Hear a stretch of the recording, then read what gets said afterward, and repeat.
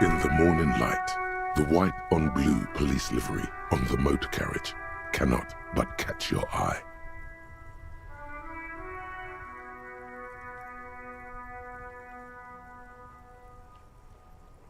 Do something important? Something murder-related? There's always something important. Doesn't mean you can't take a moment to admire this piece of machinery.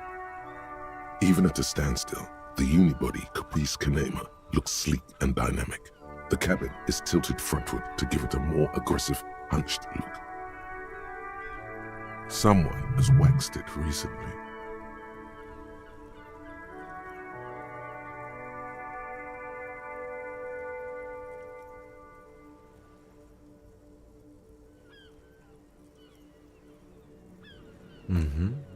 You want to take a closer look? 130. I reckon that's a 7-liter V12 there. 7.2. Supercharged.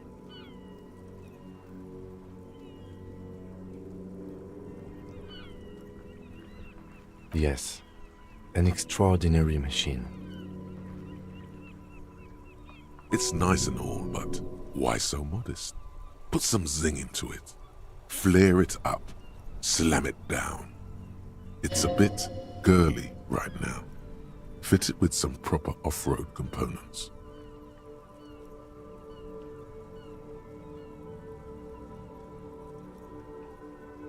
Sorry, I'm not following you.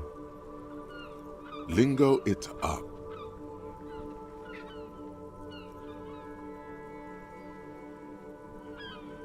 No, that's porno tuning.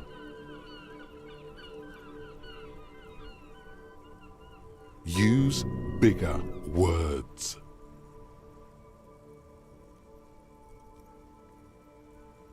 Porno. That's short for pornography. The sole purpose of pornography is to stimulate one's visual sense to evoke sexual arousal. The same is true with the modifications you're proposing. That's a negative on the porno. Thank you, though. No one in the history of convictions has been more sure of anything.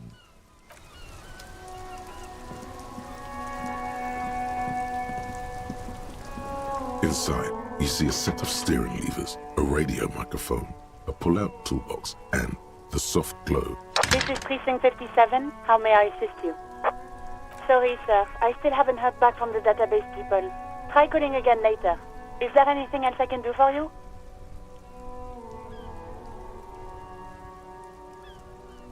Just a second, officer.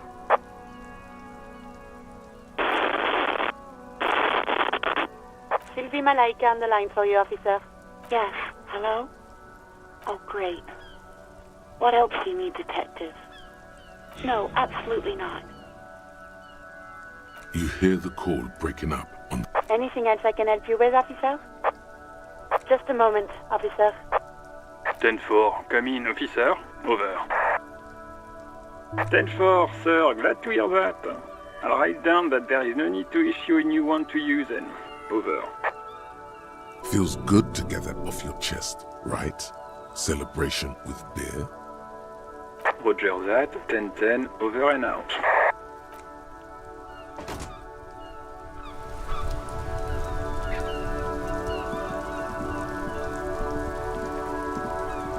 That's one brutal motor carriage.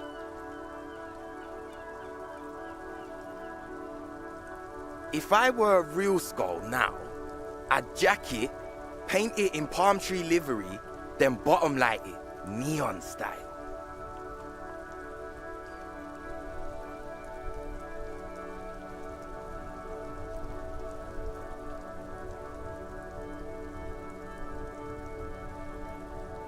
A snazzy shit-ripped skullmobile like this would make a fine trophy. We could, like, hang fucking shrunken heads from the side mirrors. Cops' heads. Scary tribal shit. Yeah, tribal shit. A cop carriage like this would have proper skull value. While I appreciate the interest you take in my brutal motor carriage, I have to stop you right there. The RCM takes threats directed at its property seriously. It's just theoretical work, Copper. No basis in reality. Man, if we were certified skulls right now... Was it a good idea on the lieutenant's part to get into this? Don't even answer that. Just leave. You can always come back later. I can tell you who we're not, cop. We're not snitches or skulls.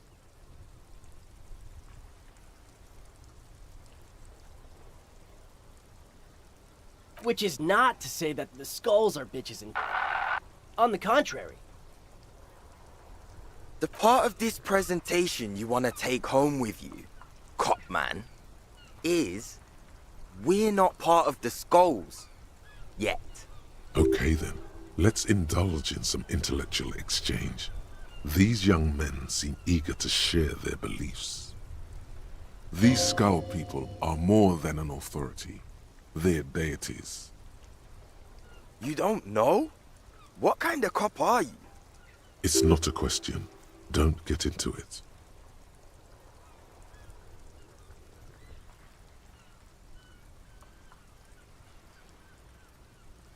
The skulls are the most vicious gang of the Besmertne. The nastiest bunch of psychos ever. Jacking carriages and getting into high-speed chases. Possessing an infinite amount of fuck-all swagger, infamous for their non-verbal modus operandi. If a skull spots you, he will pull out his dagger and stab you without saying a word. They usually occupy the burnt-out quarter in Jamrock, or you can find them loitering around their brightly painted bottom-lighted vehicles. I can't wait to become a skull. Bottom lights are wretched aggressive. No, they really aren't. It's porno tuning. Say no to the porno. Murder? Yeah, sure. We'll gladly tell you everything we know about it. It was a man. Also, he was hanged. He was hanged from a tree. Yeah, I mean, duh. These punks don't know anything. Let's just move along. Hey, stop right there. How does one know anything? Fucking philosophy, man. You can do aggressive shit with philosophy. Justify shit. Oh yeah, Cindy's a right proper skull. Yeah, a true artist of the future. Just like Arno van Eyck. By the way, if you see Cindy, give her our regards. For all their nihilistic posturing, these young men are not lacking in youthful idealism.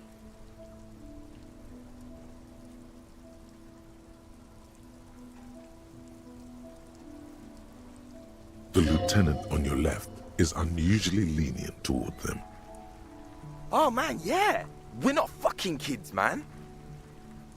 Be wary of the abyss. Probably because of how non-verbal their mode of operation is going to be. It's a threat.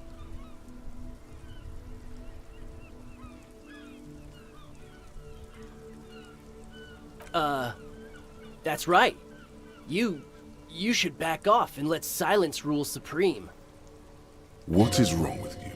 Now you're just empowering these punks. This is ridiculous. Boys, do you know why the gang is called Skulls?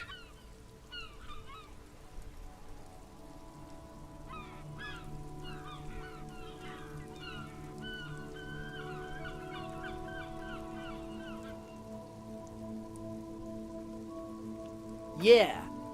The skull symbolizes the embrace of death and nothingness, present in all of us. The vehicle of our future operations. Death and nothingness.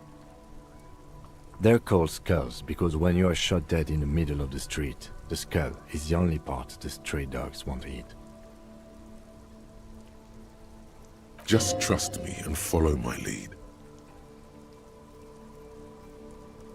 No reply. The blonde rebel scratches his chin, deliberately not focusing his gaze on anything. He looks very uncomfortable.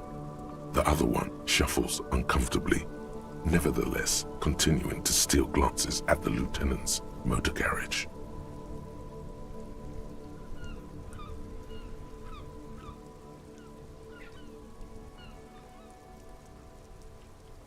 We're not franchise skulls. Well, not yet. Once we get our name out there, we'll have a chance to join them. Because we can be just as psycho and vicious. You'll see. But in a non-threatening and definitely legal way.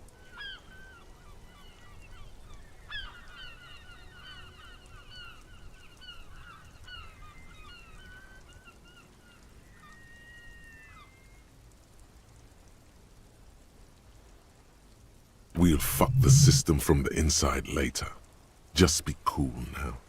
The damage will be tenfold. Right on, fuck. So what's happening now?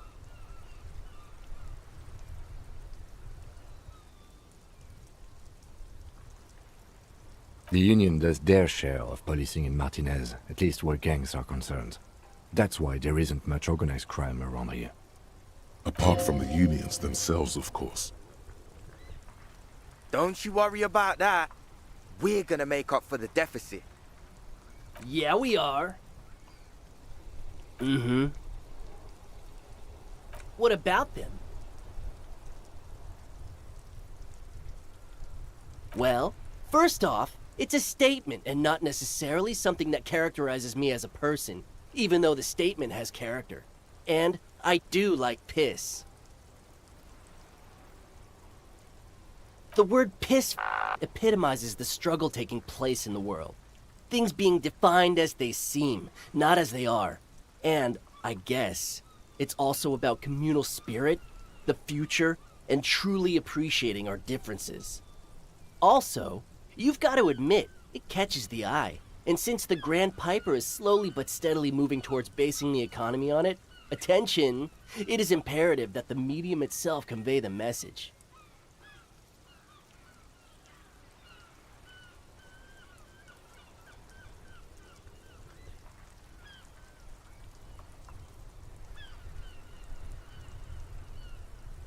What I mean by this is, we are all pissed, and that the world is inherently meaningless.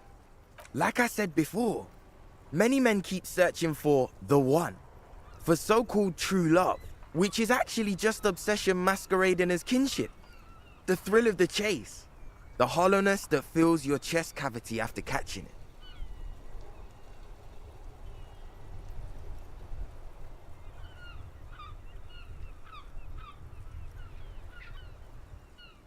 To catch a fish, you'll need to hurl the lure many times, and even then it isn't certain that you'll get anything.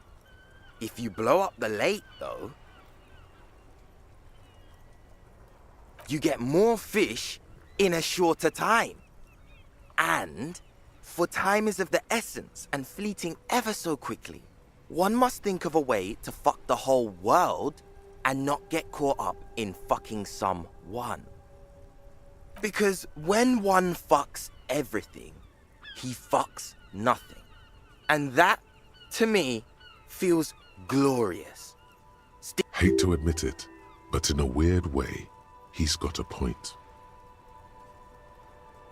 Is it a coincidence that here we have 2 badass jackets and 2 badass cops?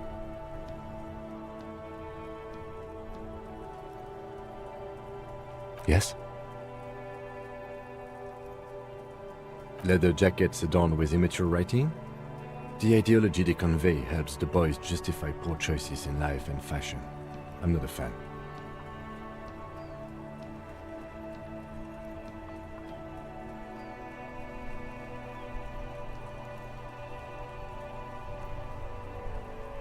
What are you implying?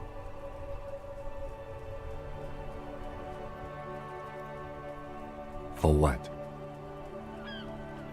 The concept of getting dressed is familiar to me, but wearing jackets like these isn't appropriate for an RCM officer, unless he's deep undercover.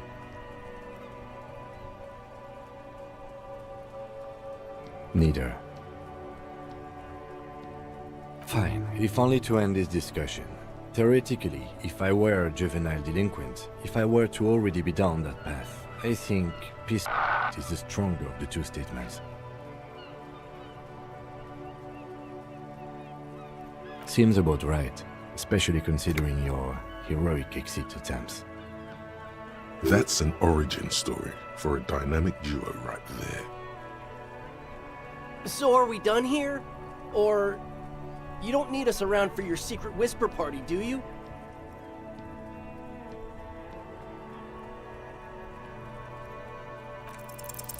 These guys aren't scary.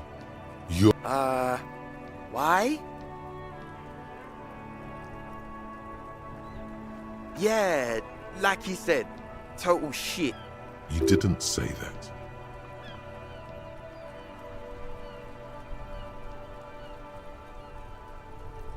The lieutenant looks down at his bomber jacket and shrugs. Oh, Fine. Fuck it. Here. Take it then. I can't handle this sad shit. it's true. He simply can't. It's called empathy. Wow, I did not see that coming. You better wear that jacket with pride. Fuck that! You're not getting mine. My dad's a lawyer in La Delta. He'll have your badge. No, he won't. The lieutenant is lightly amused by the situation.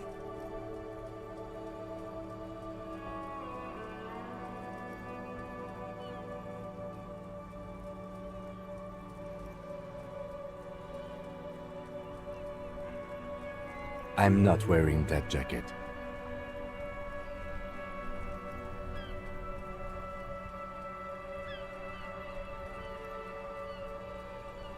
I already am expressing my individuality. The need will not arise. Look at this cute shit. How can we become skulls if you go around fraternizing with cops? Let's get the fuck out of here before anyone sees us. Fuck. I'm sorry, man.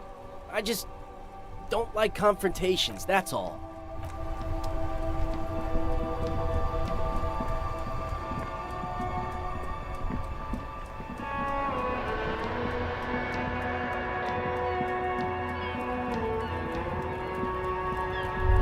Looking for something? You've got to be kidding me. What is this, detective?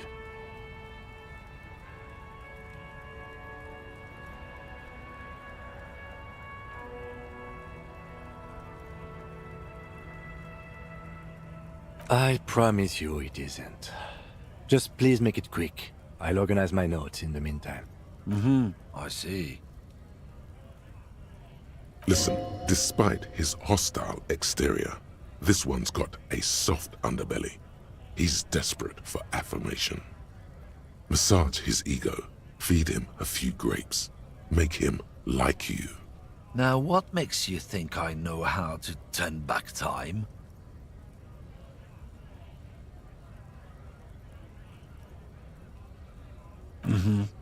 I do try to keep up with my own sources, independent stuff. You can't believe half of what you hear out there. I've done the reading. I know what the real experts say. Our greatest days are behind us, and we're not going back.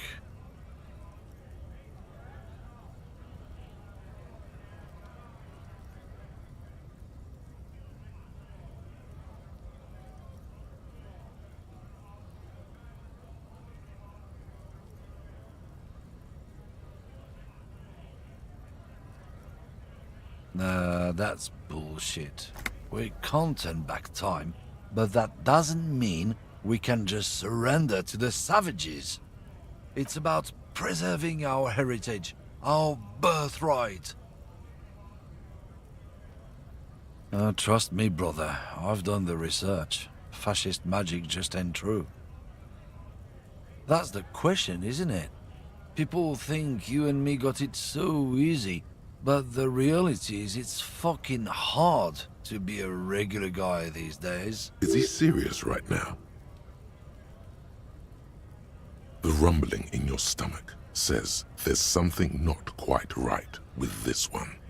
You know, I get funny looks from people all the time. I know they're looking at my gut. I can see that. Big fucking deal. A guy put on a little weight. Who cares?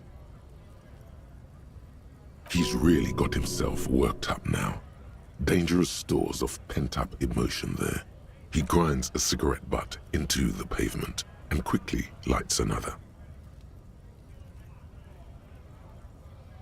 Time, yeah? Listen, man. Do you even understand how hard we've got it? How completely stacked the whole rotten deck is against people like you and me? The lorryman looks at you like he can't decide whether he wants to smash something or break down in tears. The silence is heavy and uncomfortable. No, I can't help you. And I'll tell you why. 'Cause there's no point, you hear me? Unless you believe in ancient fascist magic like some wannabe magus. Actually, it's called extraphysics, and you don't need to be a magus to access it. The lieutenant doesn't utter a word, but his face says, "I told you so." This fool is a colossal waste of time. There's no Kingsman inside him, just self-loathing and entitlement. Let's keep searching.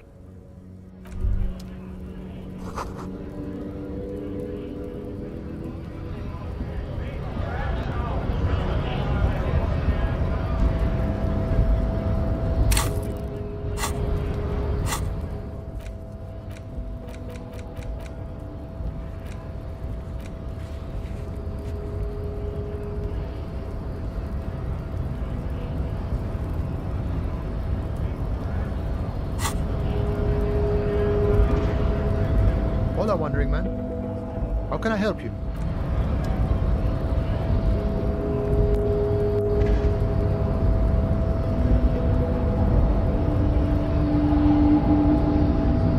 The unpromising race pupil returns.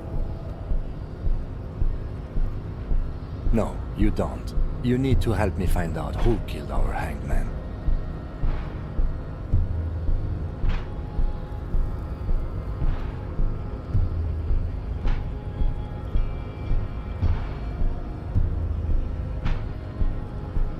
No, I cannot. Just make it quick, please. Observe.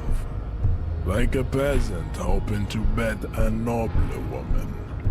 The ham sandwich is reaching straight for the advanced concepts. No humility, awareness, or respect. Get your dirty hick dick away from these advanced concepts, peasant. To comprehend time, you must possess at least a basic understanding of how reality works, what the rules are. The look of infinite astoundment in your eyes says you have no idea. The concepts you reach for are far beyond you, Poopa. Without the necessary vocabulary, you are only wasting my time. Educate yourself first. Talk to people and understand the basics.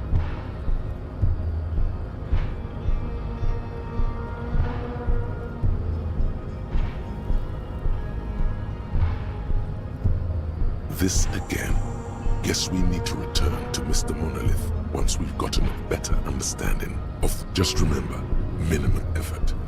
Let things get too brainy, and bang, you're a Beano-clad. No one wants that. Come back to me when you've mastered the raison.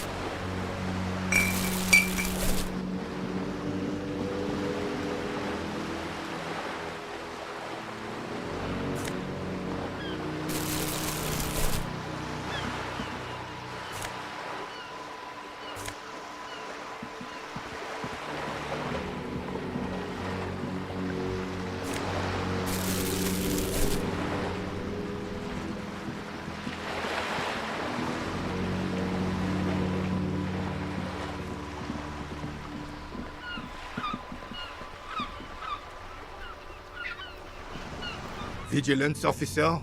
What can this old carabiner do for you? The lieutenant flashes you a quick side glance. What are you up to now? What?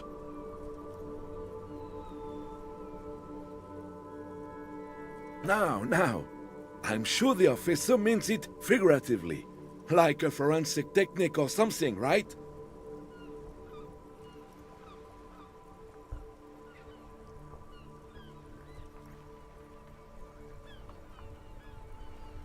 Bon song, son.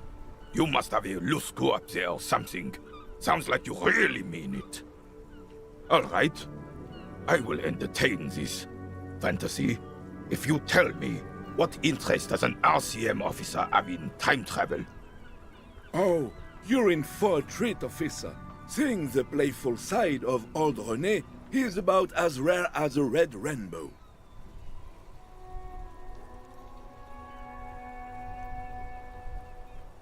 It's always about love, isn't it? But it's never only about love. So what else, officer? The lieutenant rubs his forehead and mumbles something under his breath. Even after the revolution, after the beachhead, there was a chance. Had we just stayed true to our values. It happened slowly, like a seedling growing into a tree. Tiny incremental steps, imperceptible till the ticket was so thick you couldn't clear it with a flamethrower.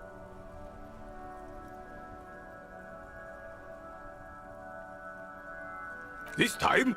What happened to the first time? Did you make a mistake? Did you fuck up? Everyone did. And there are no second chances. We don't deserve them. You can't just go back and restart. That would make everything meaningless. There's something substantial moving in him, trying to get out. Regret.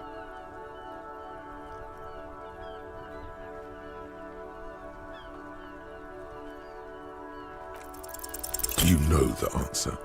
Don't think. Just say it. That's just typical. All you young guys these days, But as soon as the talk turns real, and there's the smallest amount of friction, you're suddenly not gonna say anything? Better to be wrong than a goddamn coward.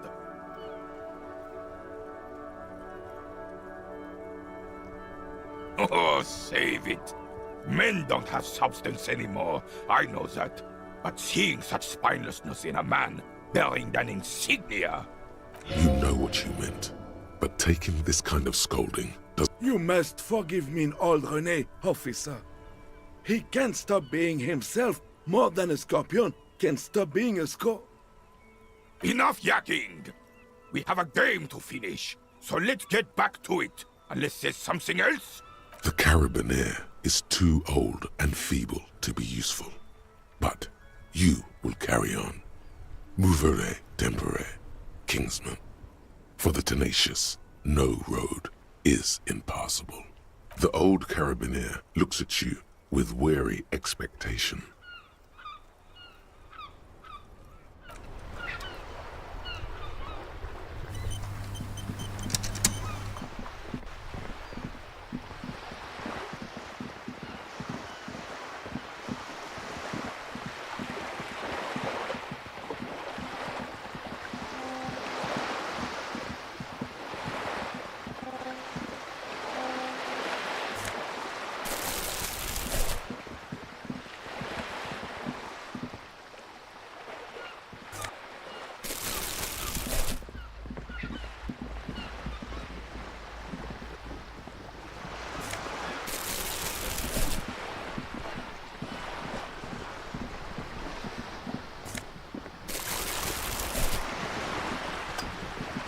You're back. Good.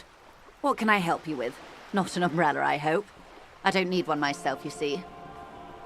All around you, rain keeps falling down. On the wooden boards she's standing on, and on the water around you.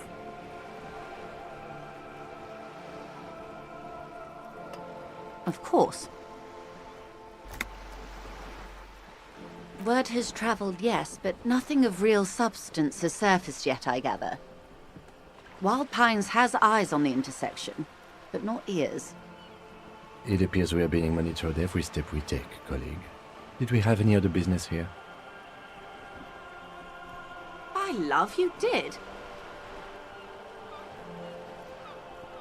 She is memorizing your badge number.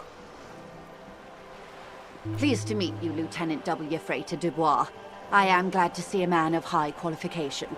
The situation is precarious. What can I help you with, Lieutenant Freighter?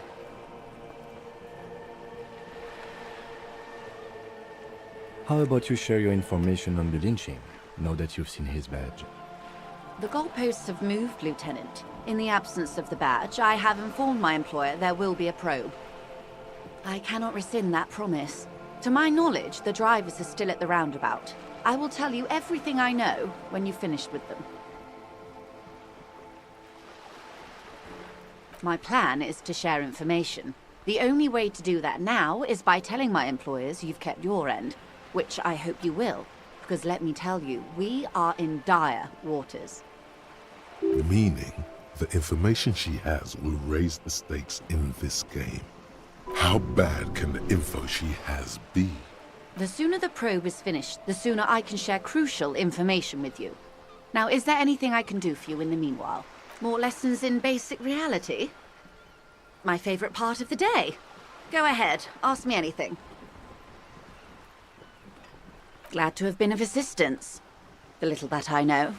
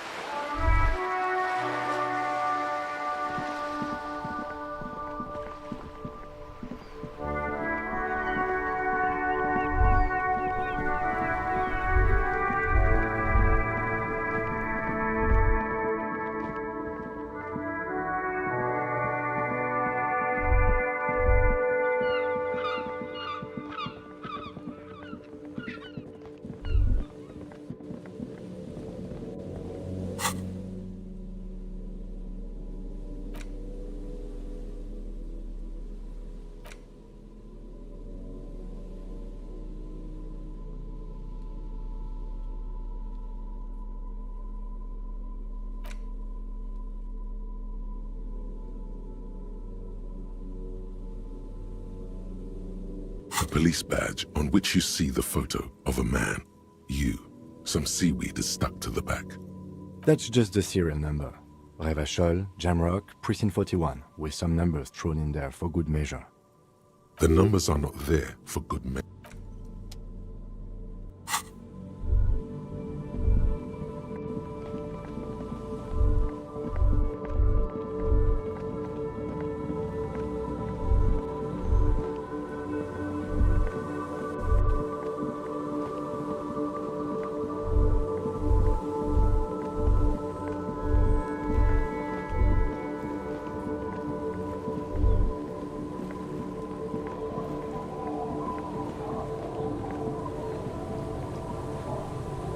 Waves are beginning to die down.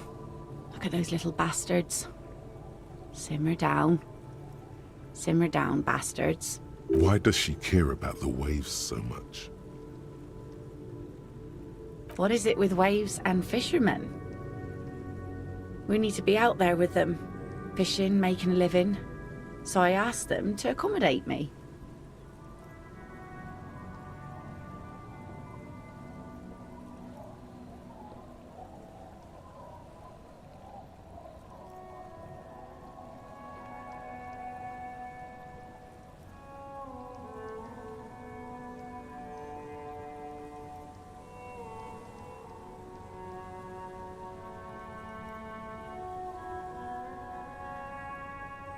But until that happens, I can try to assist you the best I can. So, what will it be, officer?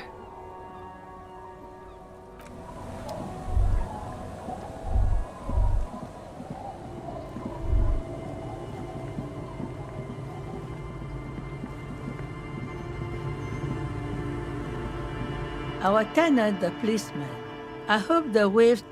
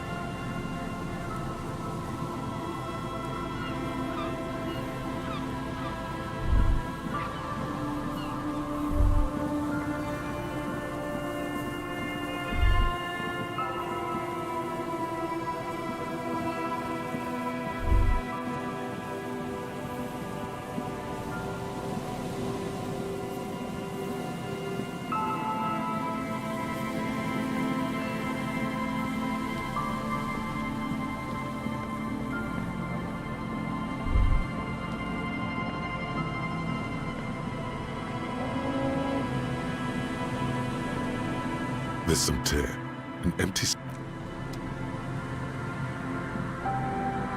A man lies on the boardwalk, his limbs bent and neck turned at an unnatural angle. Right next to him is an empty bottle of spirits. In his cramped hand, a chewing gum wrapper. Hold on.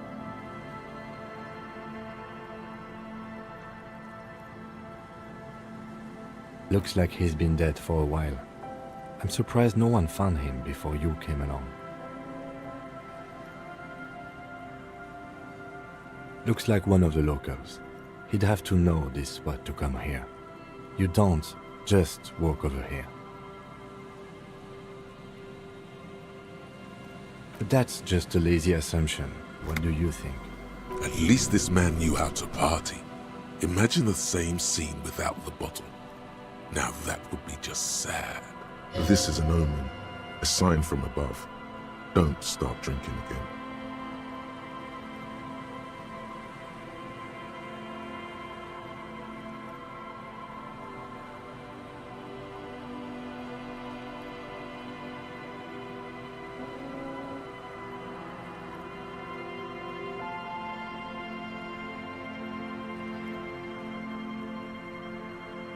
Well, at least you're not married.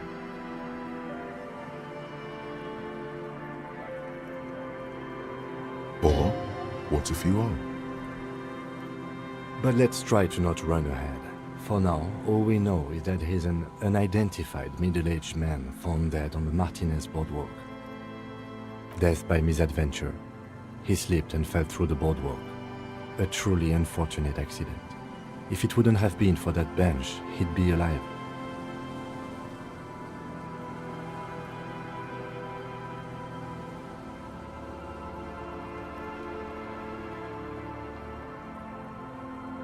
What about it? The deceased ate some kebab. It's probably from a nearby place, maybe in the parks. Sometimes a kebab is just a kebab. Oh yes. Some symptoms of acute alcohol poisoning could have definitely played a role here. Severe confusion, respiratory depression, unpredictable behavior. But I think that death arrived through head trauma, not liver failure.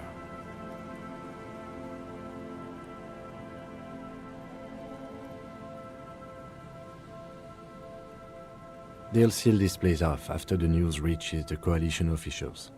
I doubt that they have enough resources to actually repair the boardwalk. Not that sealing it off would keep anyone away. All it does is keep the city council's hands clean. It does seem to be a pretty straightforward misadventure, although there's still a question of identifying the body.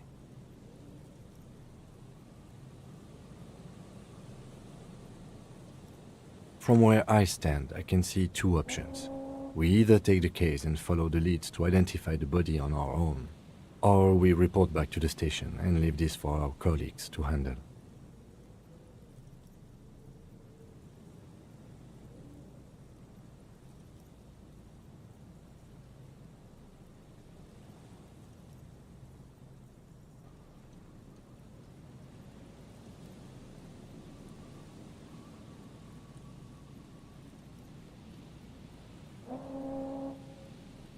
A field autopsy isn't necessary if the cause of death doesn't appear to be criminal, and this looks like a simple accident to me. I'd say we should just write down head trauma in the autopsy report and leave it at that. It would save us at least 2 hours of unnecessary work. Maybe, but we don't really have much time or resources to spare. The guys at processing will take care of the rest. Alright, we've already examined the library card. Let's call the Jamrock Library from my kinema, see if we can learn anything about this Billy Méjean.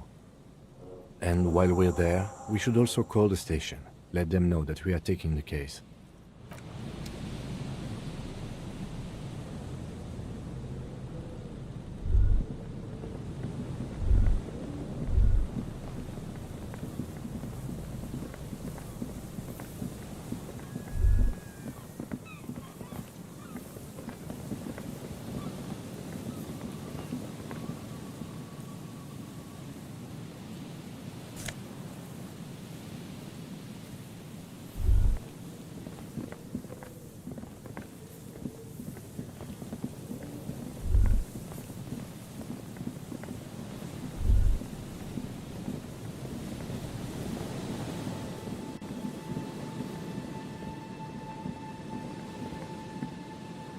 Heavy wooden doors, more than twice your height, stand shut in front of you. The rectangular sea-worn ornamentation appears in stark contrast to the padlock, carelessly drilled into the wood. This cheap-looking padlock is sturdily built. It shackles together a hasp and a staple screwed into the wooden door. The lock is adorned with a yellow sticker.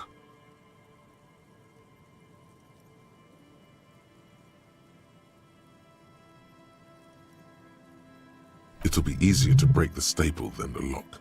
Also, that sticker is interesting, somehow. The carving on the door is block-like and angular, like the church itself. 2 large beams shoot downwards, sinking into the wood before they reach the threshold.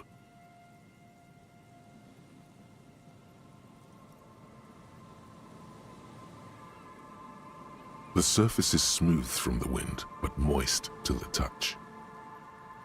The lock turns easily. You hear a click as the shackle pops open. Let's go. As you do, you hear the echo of the doomed commercial area, its black holes and dusty machines. Then the feeling passes. A great whoosh of air rushes into the dark innards of the church, as though rushing to fill a great vacuum. In the heart of the city,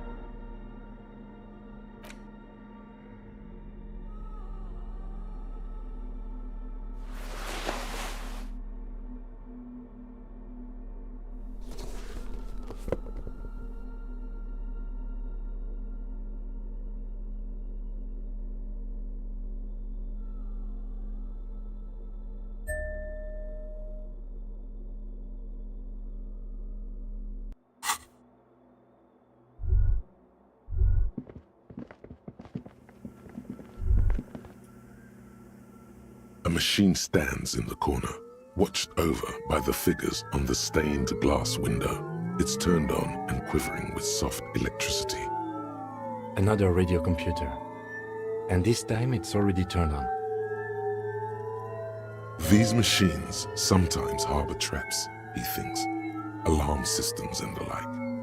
We should leave. I doubt this place bears any connection to the case.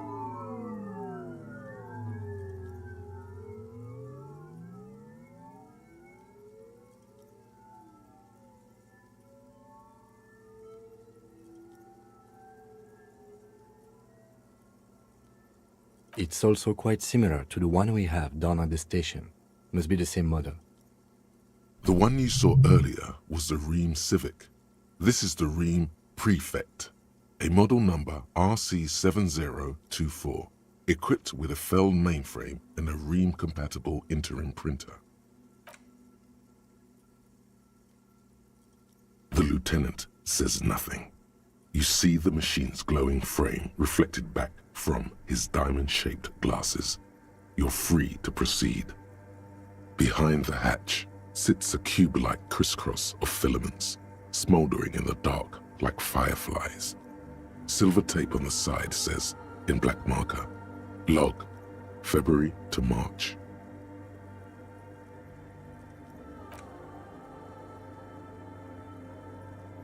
The speaker comes to life. Static seeps through the machine's planar magnetic driver. An old lady greets you. Her voice sounds 100 years old.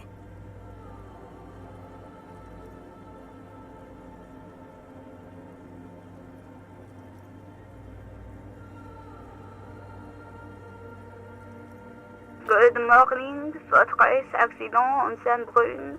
This is the East Insulindian Rapid Station 1. Please repeat, is this the personal log? It's the same old woman you spoke with through the radio computer in the doomed commercial area.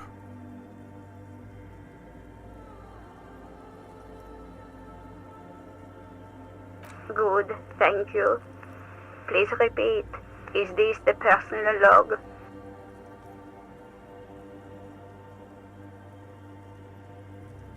Good. Please repeat the password. Let's look around. There's no use trying to guess the answer.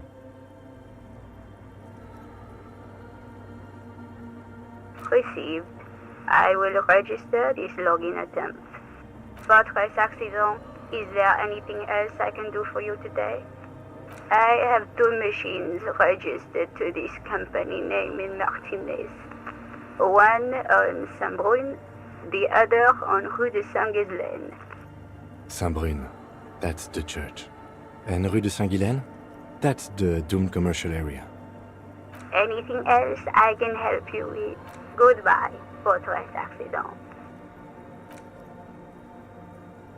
Nothing happens.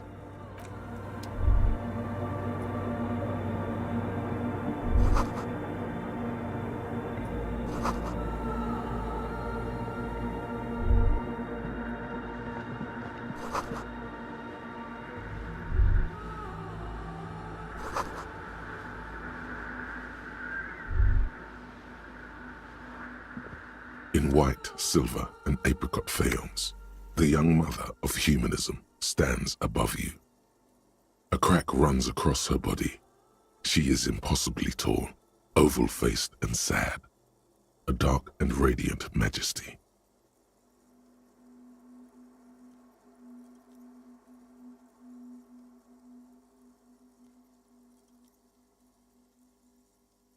This is her innocence, Dolores Day. Cradled in her arms are a pair of glowing lungs, clearly visible from underneath her flowing dress. Your knees touch the floor. The floorboards are hard and cold. There you kneel among the snowdrifts, diffuse light falling on your hands from beyond the glass. The world is silent, but for the creaks and cracks of the massive wooden structure behind you. It covers you from the wind outside.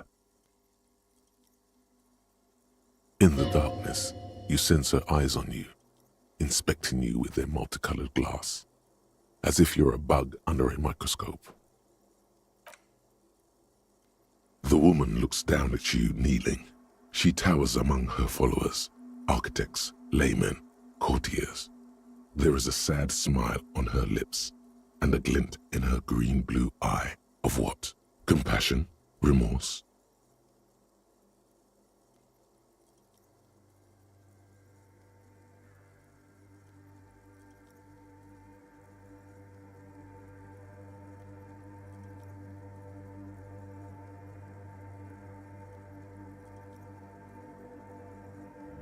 She acknowledges the passing of someone who is still alive.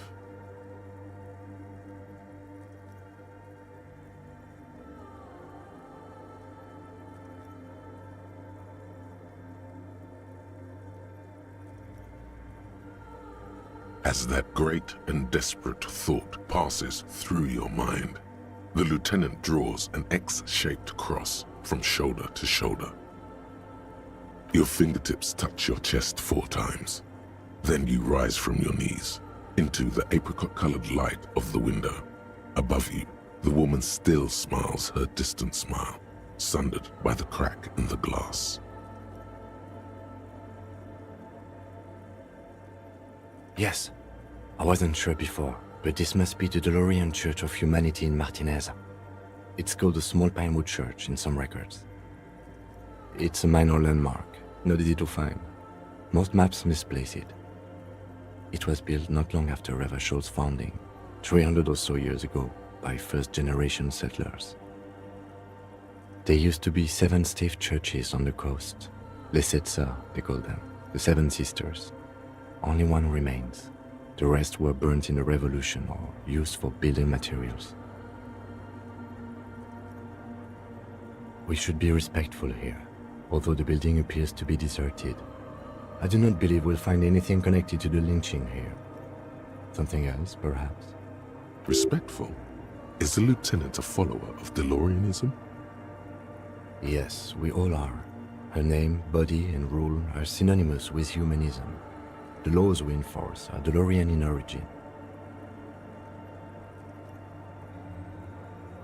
The woman looks by in silence, smiling enigmatically. It's not spiritual, it's constitutional. The DeLorean system does not demand faith, only accordance. It's a mystery sprinkled with self-pity and regret.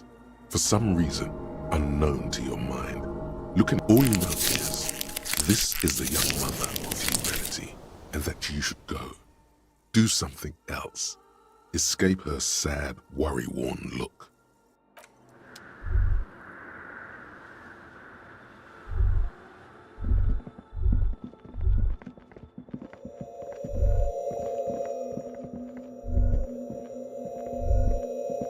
The silence in this part of the church, it's almost palpable.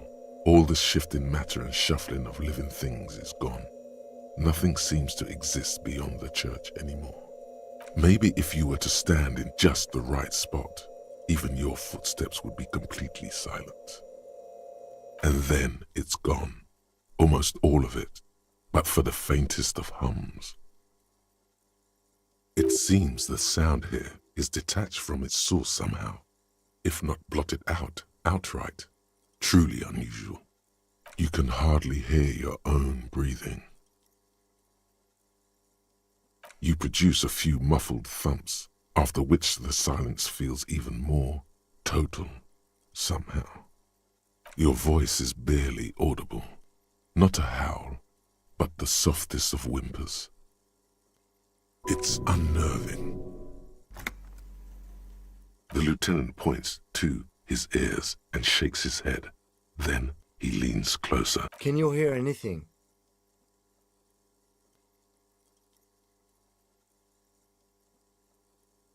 I wonder why the church was built with such strange acoustics.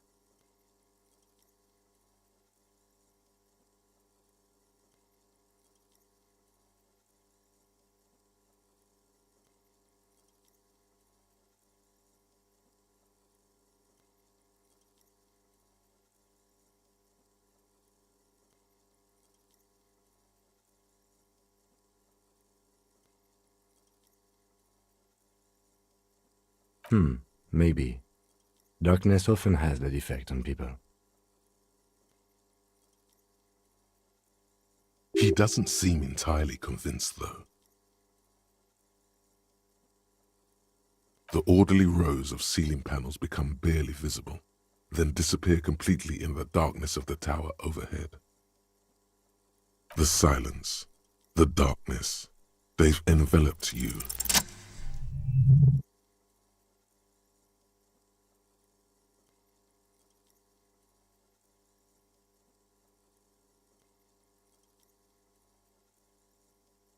It's like there's something moving up there.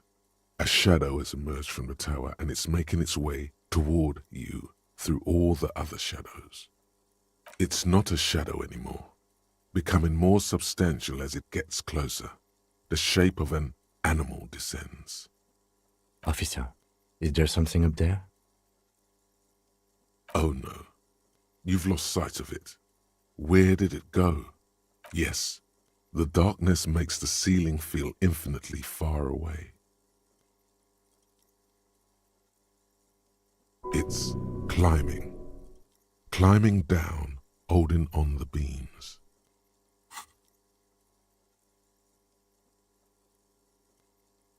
You see something hanging from the rafters, looking straight at you with dark eyes.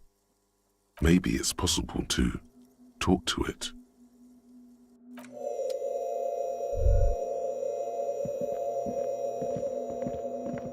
The shadow is a man made of the same stuff as the carpentry of the building.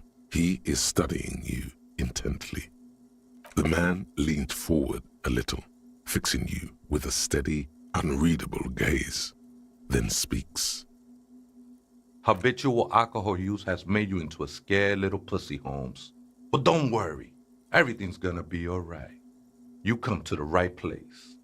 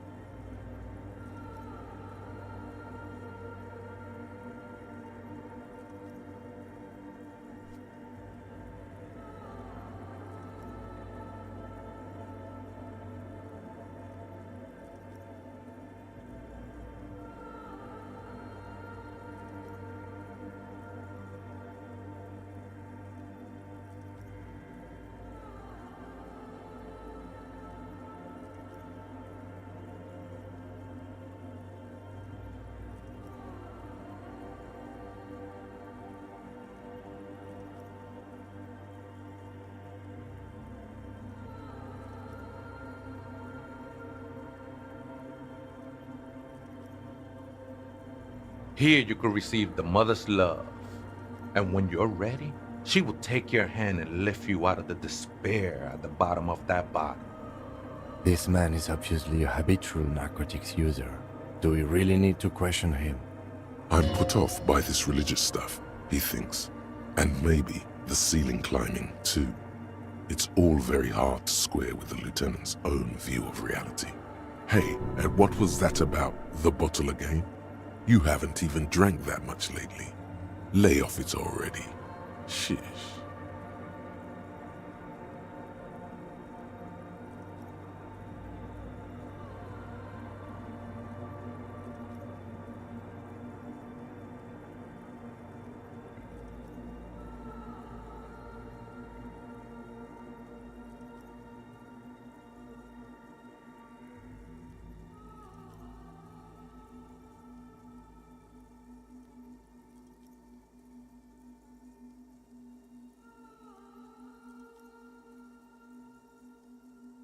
Oh yeah, sure.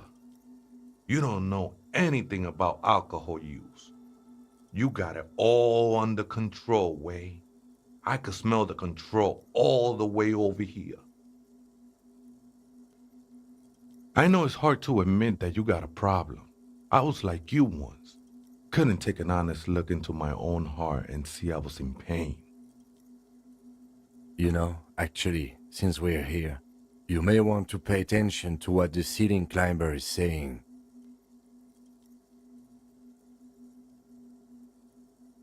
Look at these crazies. What is this shit?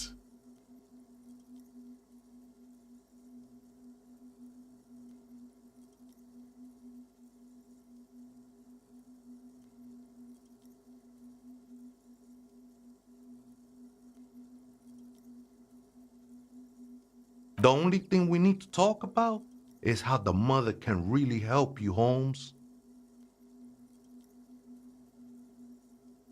This is the Church of the Mother of Silence.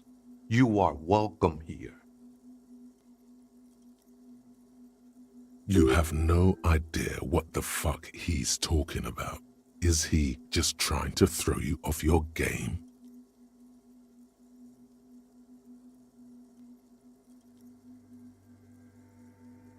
The ones in the tent outside, right? I see them. Think they scared of me.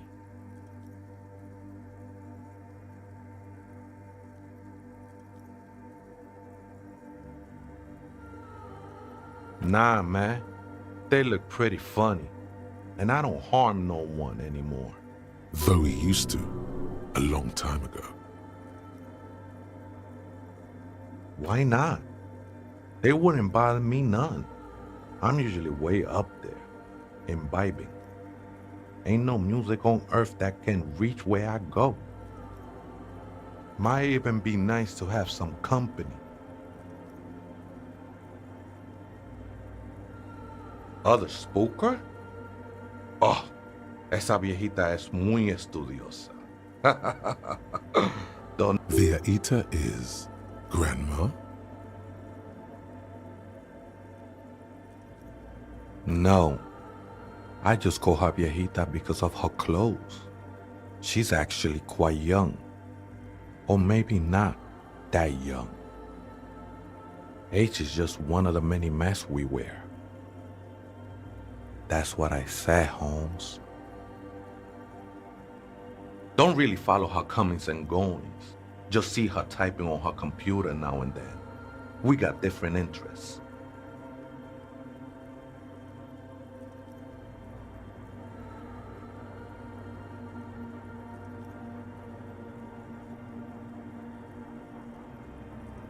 I'm afraid not, Ese.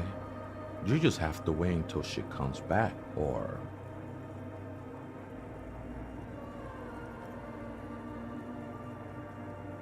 Too many times, Ese, you need it for something.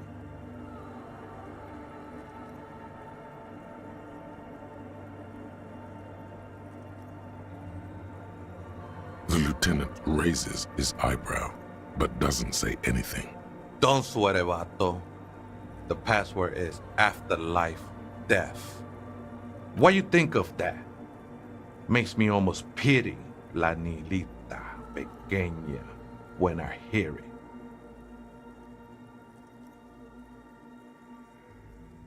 Never known myself to be a crab, but if that's the name you got for me, I won't stop you from using it. I always thought of myself more like a flame, flickering along the rafters and beams. It may be that I gotta work on my technique.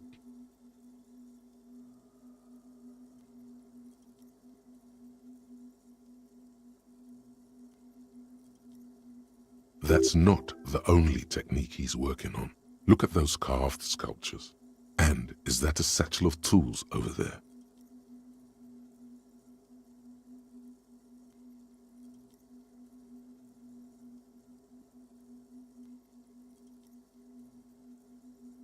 Sure am. Whittling wood used to be something I just did to busy my hands. Now I use those same hands in service of something greater than my own restlessness.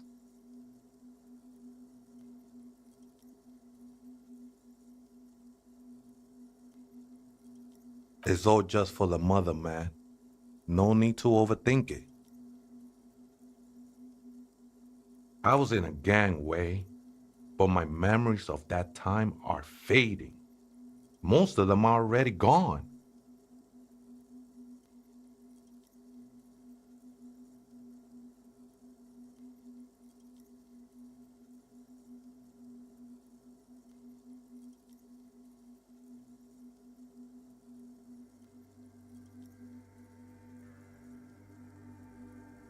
No, man, you gotta let that shit go.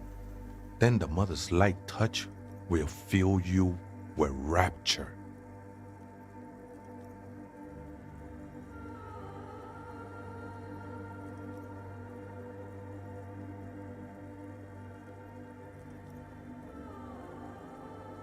Do you remember your name, sir? The lieutenant is not particularly interested in this information. He's just trying to assert some control over the conversation.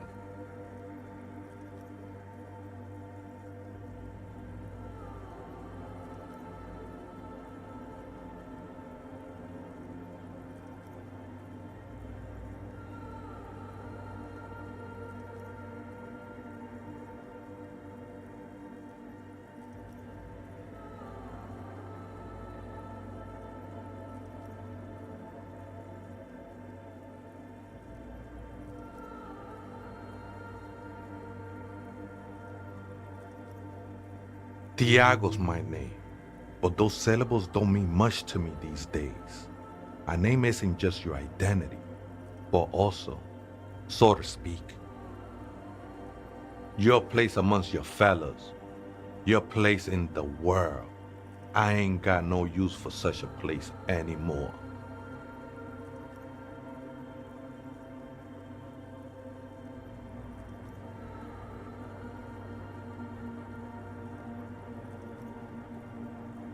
That's not quite right, but you're getting somewhere. Any one of us could have been anything else. We are all one who sing the mother's glory.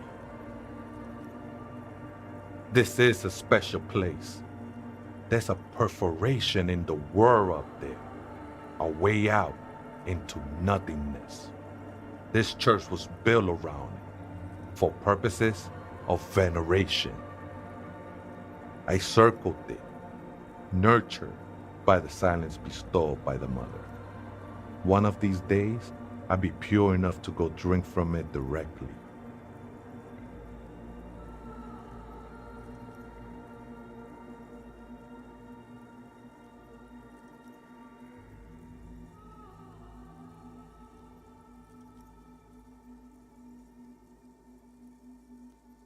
I think they were. A long time ago, I had to shed them like skins to get closer to the center of the silence. You could have them. I don't need them anymore. I'm a seraph, Holmes. I sing the mother's glory. I ain't from no Marietti, if that's what you're thinking. And the song I sing is silent as the mother. I will be incinerated, but not destroyed. Finally, I won with the state of the world before reality began. That sounds a bit like substitution behavior, no? You know a thing or two about that.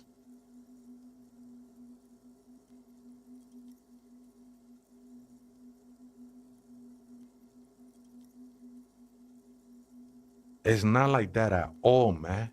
It's just faith and joyful service.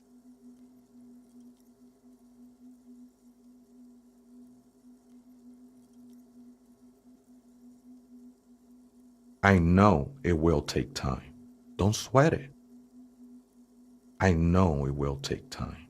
Don't sweat it.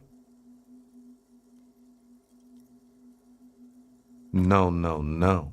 There's a new god in town, and she can be painted or sculpted because she has no limb or even a face. She is the end. She is a cavity in the dark beyond sense. She saved me, but I couldn't describe her to you. No one can, Holmes, and no one ever will. His adoration is beyond sexual. This cavity is something that no human form has. Hard to say.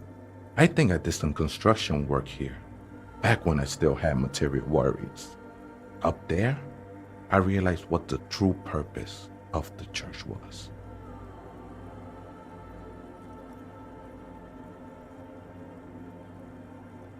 Been spending a lot of time here ever since. The past is nothing to me now, way. It didn't belong to me.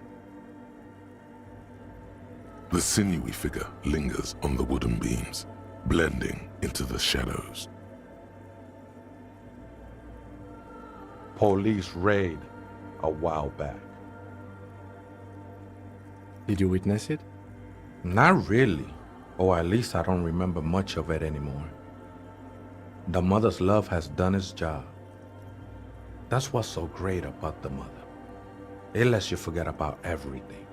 I think we're done here, Essay. That was an interesting conversation. However, I'm still not sure how it's relevant to our investigation.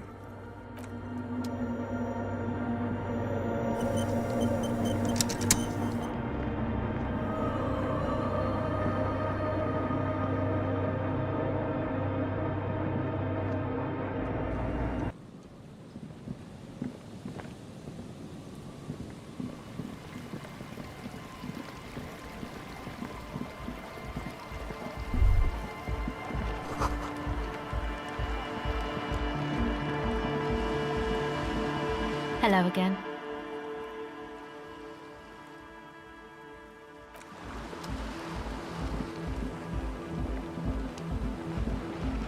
Come on, get in. Well, sorry, we barely have room for one. You go ahead. I'm too old for this. I'm actually not, he thinks. I just dislike delinquents. I'm sure you will feel right at home. I'll keep watch.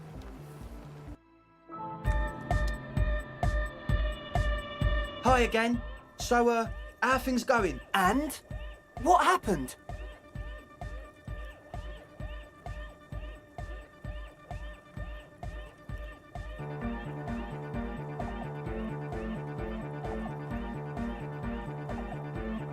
Oh, man!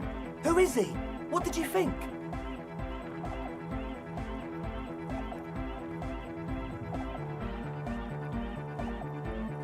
Really? Huh. Interesting. What's he doing in the church?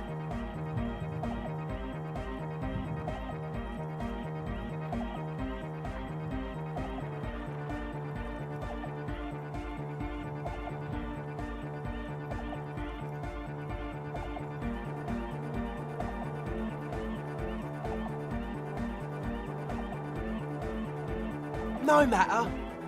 Is he gonna be a problem?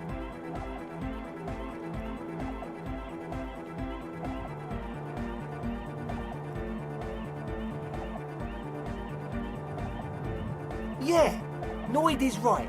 Let's get back to the point. What are we... These guys will never catch him.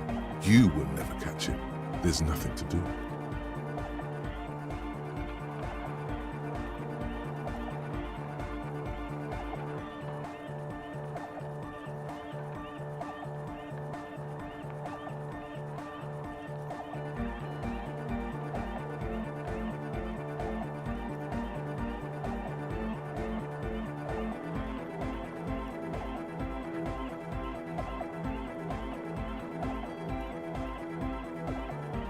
I dunno, man. Doesn't it feel like a major hindrance to you? A spooky guy climbing around when all the guests are trying to have nice, friendly hyper time? I guess it's not a massive problem, now that I think of it. Everyone is welcome to dance till the morning light! Yeah! Maybe. I guess we'll figure something out. Okay, but what about the other spooker? The one in Grandma's clothes? Did you see her?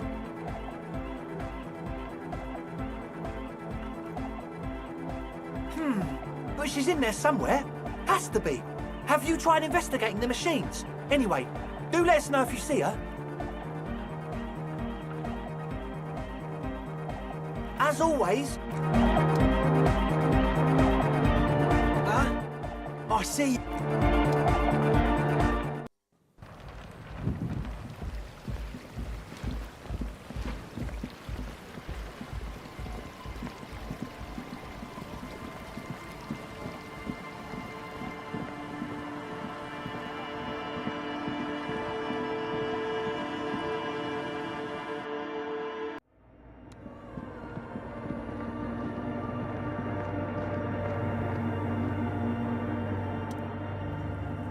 The speaker comes to life. Good morning, votre accident. Good. Please repeat the password. Votre accident. Is there anything else I can do for you today?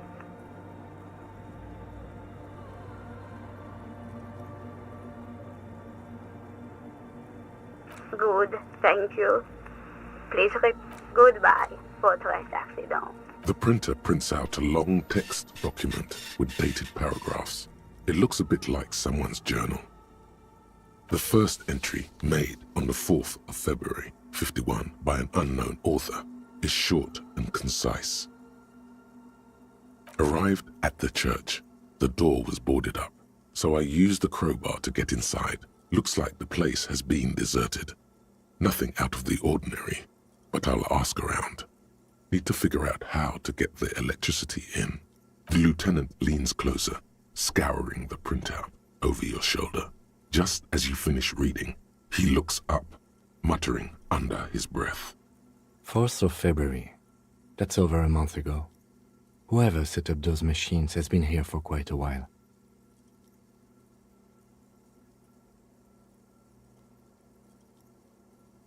Our case? No, I don't think so. It must be some local eccentric.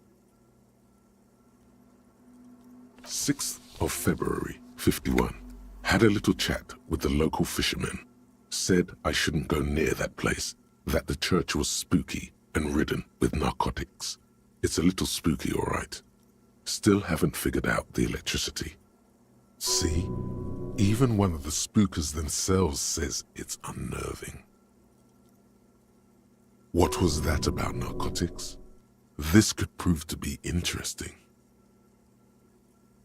7th of February, 51. Finally got the electricity in. Next on the agenda, a new antenna. I'm thinking ESCA series, something advanced. Why would anyone need any of this equipment here? 8th of February, 51. Bought the antenna, had some problems setting it up. Called Simo for help. Heard the others are back to making art. Drinking somewhere out of town. Sulislav started a rock band again. Lexi has been seen asking money from strangers. Artists, yet again. Harassing citizens, stealing badges, occupying public spaces with installations, like the one here. But at least the artists have their act together. They're qualified labor. They can get work anywhere. Graphic design, ads, The programmers are doing fine too. I mean, they're programmers. The writers, though, they're fucked.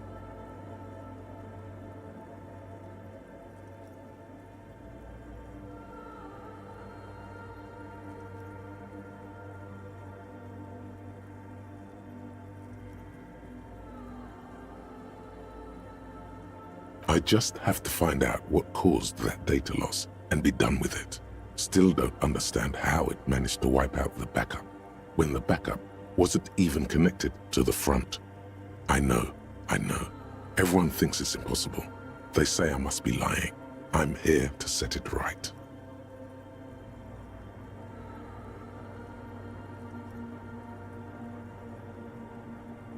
Seems like something to do with radio computers. Unfortunately, I don't know enough about them to understand what the author is saying.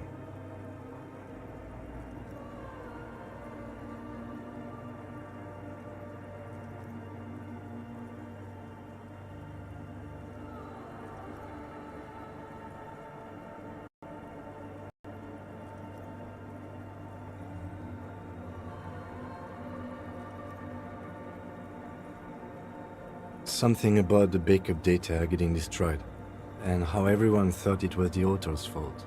Let's just keep reading. I think these people worked in the radio computer games business, the one we saw in the Doom commercial area. They must be our former co-workers. 12th of February, 51. Brought some food from the grocery store. Apparently, there's a strike going on in the harbor. Definitely not happy to see the Martinez people again. Everything's now set up in the church. Going to start working tomorrow, 8 a.m.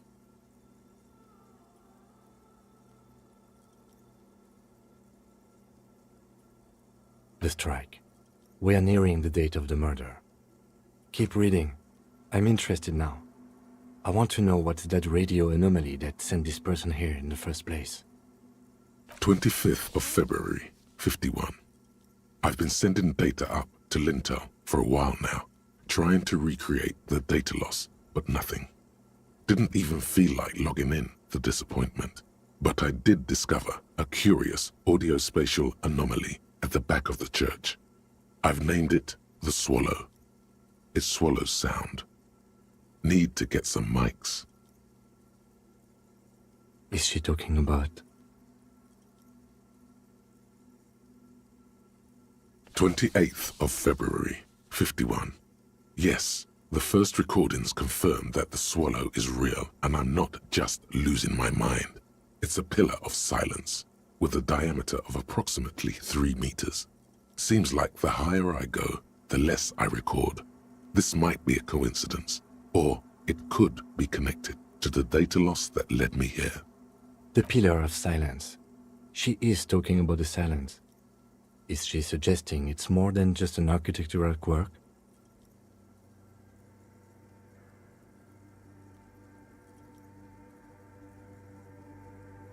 The lieutenant doesn't answer.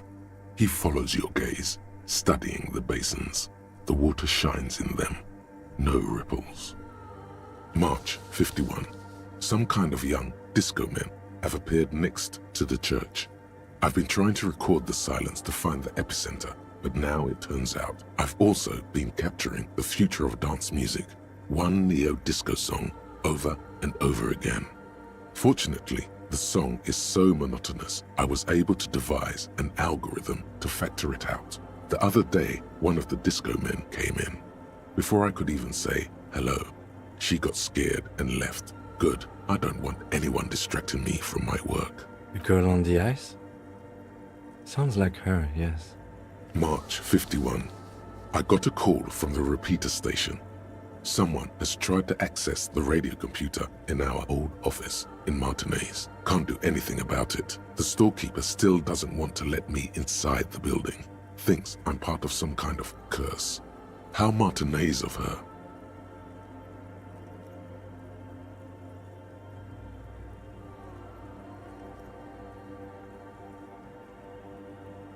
I knew it wasn't a good idea to meddle with that machine. No. It was a great idea. You're learning things. This is how you learn things about machines. March 51. A new 2-meter aux cable, noodles, crackers, ping-ping energy drinks, water, toothpaste, gum, also some canned air. Your reading is interrupted by the sound of the church door opening.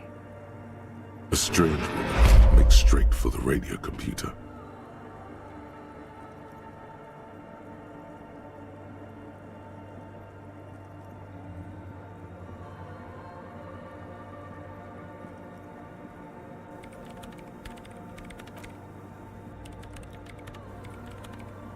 Yes, you are breaking in, but not into her radio computer.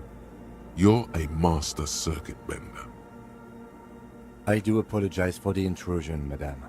We are with the RCM, you see.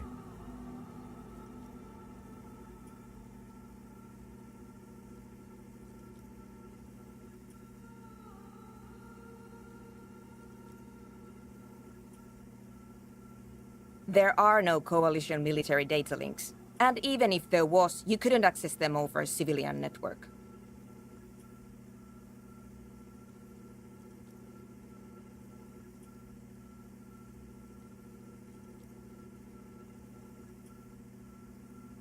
That's nonsense.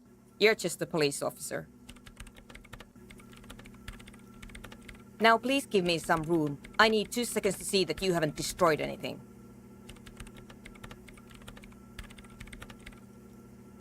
We should talk to her after she has rebooted the machine.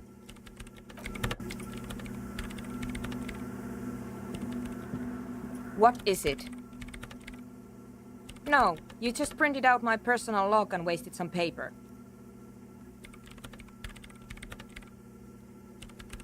Yes. Or no. Not anymore. That project is dead. She doesn't seem surprised to be recognized. Rather sad. Something passes over her face before she straightens her back. I am Soona Luukkanen-Kilde, the former lead programmer of Fortress Accident and RSA radios. I have over 16 years of programming experience, and I'm proficient in both Vox and Orbis languages. If you're not here to hire me, I don't really know how I can help you. Did she say over 16 years of experience? She must have started programming when she was still a teenager. Nope. Yes. And? I don't care. I don't care about crap men. Wow, she really doesn't. Not afraid, this one. I brought them here. These are my machines. Please don't touch anything. I use the AR-1 as my RAIN prefix processing unit. Mm-hmm. Yes? You really don't know anything about radio computers, do you?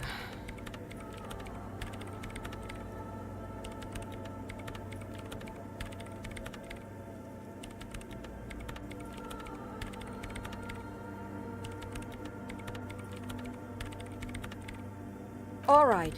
Well, all radio computers perform operations up on air. So in order to gain more processing power, you need to invest in a good antenna. I guess it is. So far I've been quite satisfied with it. Martinez is an unstable region with bad coverage, and the operation has been surprisingly stable.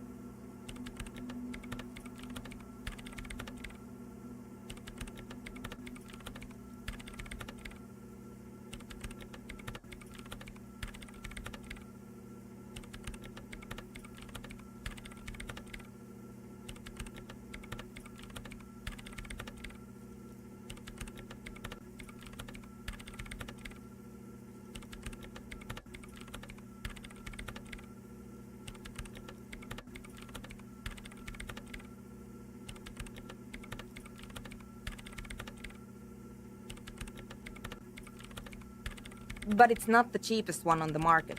So I wouldn't recommend it for your regular red tape operations. Fraser 1000 is a foolproof line for civilians. Anyway, you should do some research before you decide to buy anything. Ask around, compare the prices.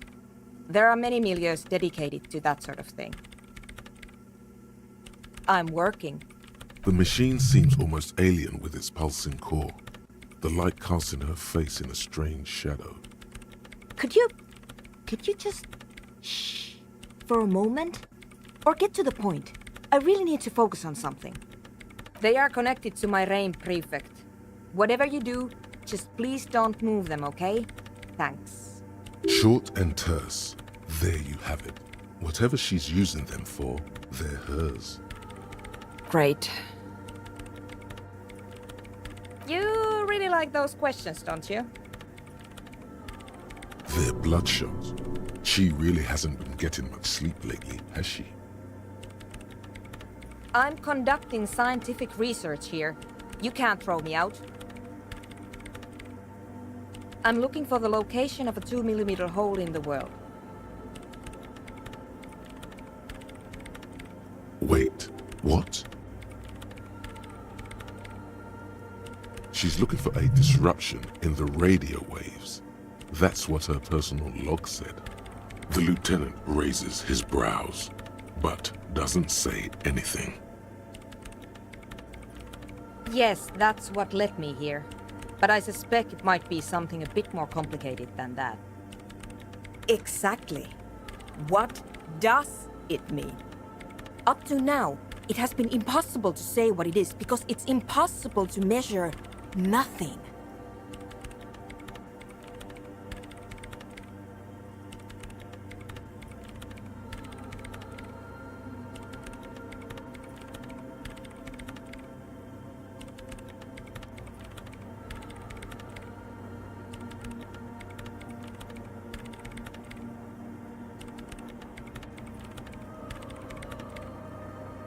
What do you think it is? What qualities does nothing have? How do you measure something that does not exist?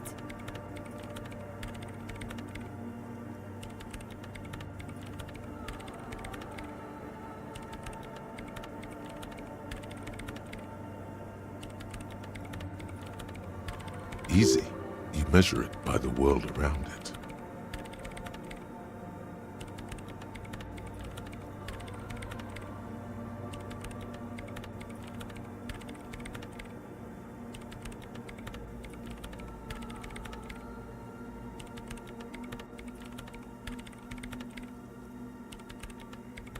Exactly. Very true. That's what I've been aiming for. That's why I have those basins. I've tried using hydro transducers to record the silence, to find out where it begins. But honestly, it's not progressing very well.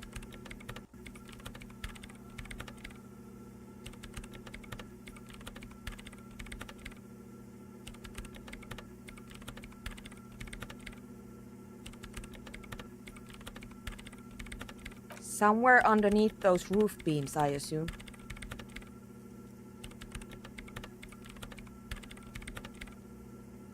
Only a faint crisscross of rafters can be made out from the dark, most of the tower disappearing into the shade. Strange things may flourish in the dark. There's this place at the back of the church, a place where all audible vibrations seem to decease. I've named it the Swallow, and the higher you go, the less you record. The Pillar of Silence? Are you sure it's not just an architectural quirk? Maybe, but it's oddly close to the physical coordinates of the data loss that led me to this place. I know. No, I don't. Because it's just trial and error, trying to locate the Swallow, the exact point in space. And I don't have a... You know what? It would be really helpful if you could just stop talking and let me work. Great. Thanks. What? I hate it. I bet she hasn't even heard it.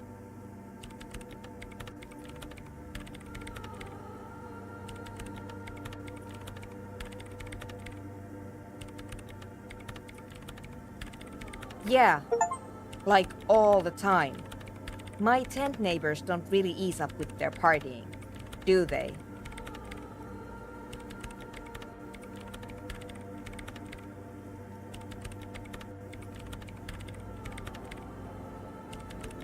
Maybe I'd have to be on drugs to get it, but to a sober mind it just sounds like uninspired rug whipping.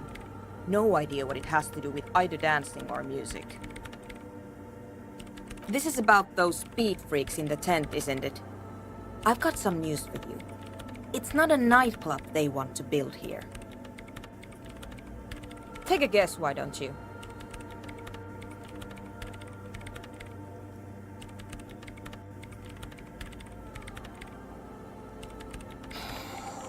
I can't believe they got you so easily.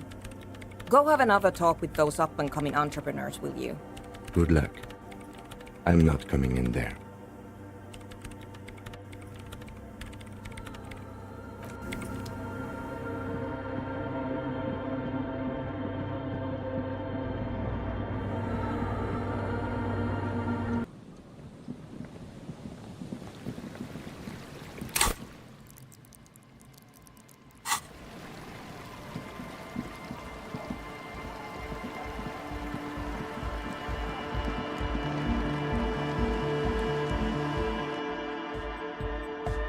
Hi again.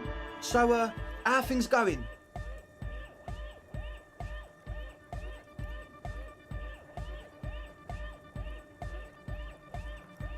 Yes? What's the deal? A programmer? That's odd. What was she like? Did you ask her about the nightclub? Come on, man. Who will you trust? A spooky programmer or us? We just want to make the world a better place. Feel the love! Get down and feel it! A half-hearted sell of something which does not seem worth buying. You'll get there, believe me.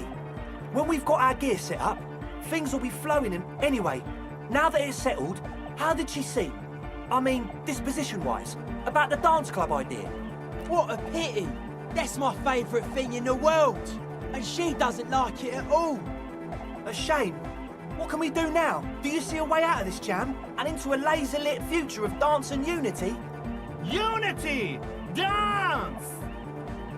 And you can't just evict her? Look at you, honour man. No, Noid. He's right. Maybe we've approached it the wrong way after all. I'm sure there's a workaround. We can make a deal not to bother her. If that's okay with her, we only want to get in the church and spread the joy and ecstasy of music. The lines in the dark exist. Coexist. At least Crabman seems like an advanced being. He's hard. He'll understand. Yeah, he can do his climbing thing in the tower. And the programmer, does she like Nordic dance music?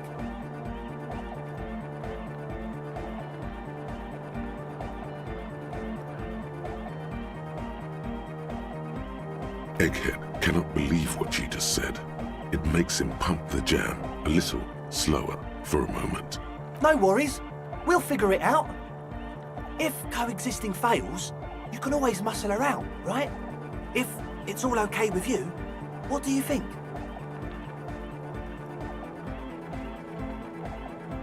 Excellent! Good luck, my friend.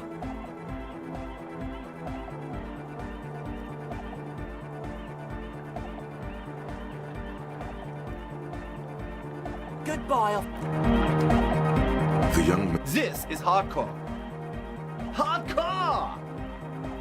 Hardcore to the mega. Internally coherent. All car! All right! Yeah! He furrows his brow. Hardcore! Is it though? But is it? I mean, really? Feels like you should reply with the very pinnacle of idiocy here, so that things get totally transcendent. But you haven't got it. I am the mic enforcer. I am... I see you here again. Offside, man.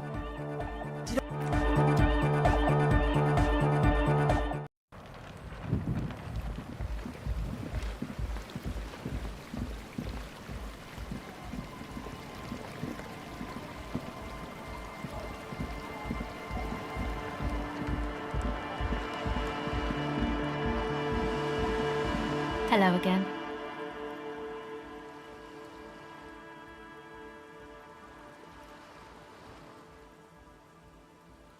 Sure. Contact Mike. Okay. Oh. She's less prone to blurt it out, crab man, than the others. Okay. She was dressed like someone who's... And then, you know, he stopped. Like a crab, you say? You saw him? Does it mean that you went in there? Did you see the other spooker? The one in... Good, so you believe me. You should go tell this to Andre. He'll know what to do next.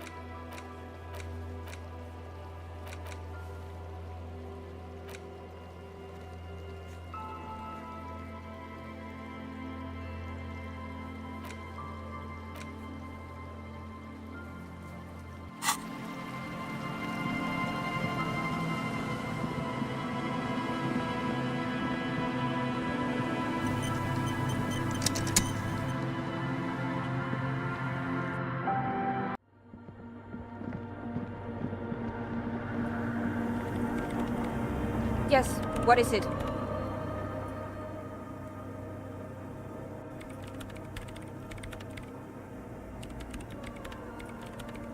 I don't want to make anything work.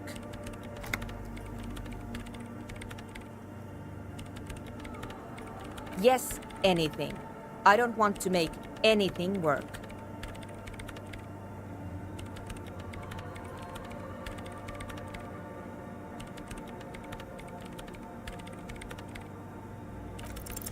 Easy. When her research is done, she can move out. What? No, I don't really need any help with the project.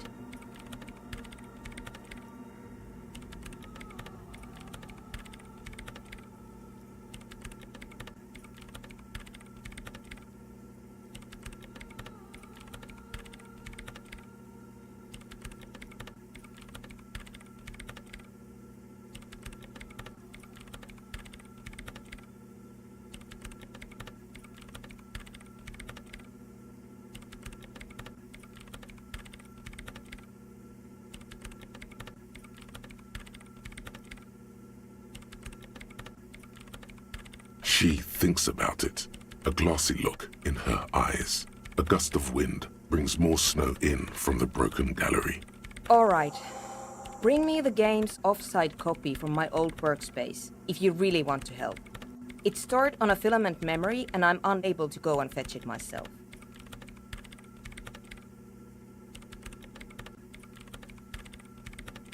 Yeah, that's the one. You can get in through the bookshop. You just have to do some explaining to the bookstore lady. Good. Then you might know the giant ice bear fridge in the building's cellar. The filament is inside the fridge. Just go and get it. In the giant ice bear fridge! I just told you. It has red glowing eyes. It's impossible to miss. You just need to get the offsite copy from the ice bear. Wait. A note from whom? Did it specify where they took the filament memory? Jawiza. Of course. Our project lead, Suliswov Jawiza. God, he was always so hell-bent on keeping the copy somewhere safe. And feature creep on the Valley of the Heads. Like it would have made a difference.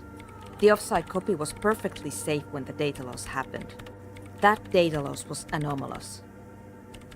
And the heads... I won't even get into the heads. Millions of them. Go find that copy from that ice cream maker, will you? Thanks.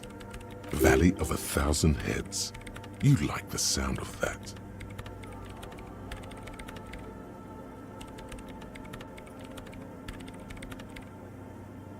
This is getting ridiculous. Can't you just defrost it? Or, I don't know. I don't know about the ice cream maker. Just figure something out. Thanks.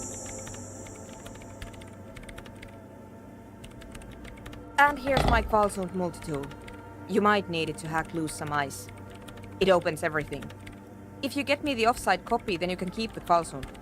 This glorious multi-tool makes a regular pry bar completely obsolete.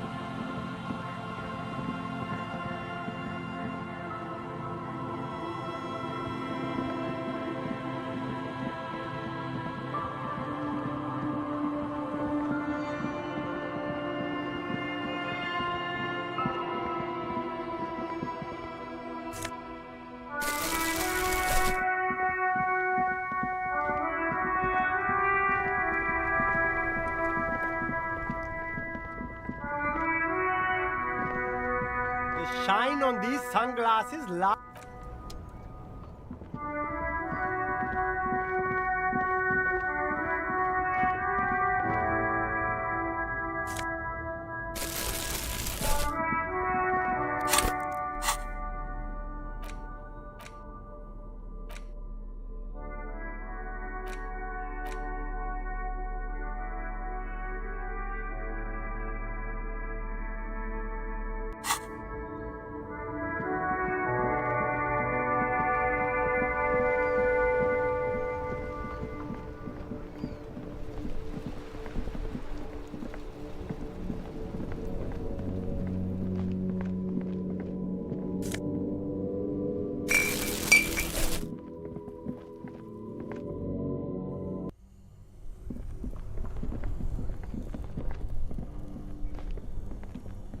This orange machine is dead still. It has a hand-cranked ice cream churner and an electric freezer. The ice around it slowly melting. Ice groans and howls under the strain of your giant Qualsund multi-tool until the lid cracks open. Darkness lies inside, but you can faintly make out an object, intricate and foreign, left there for a sub-zero beauty sleep, a filament memory with the words "off-site copy" written on its side. Disappointment washes over you as you stare into the almost empty ice cream maker. A scoop of ice cream would have been nice, yes.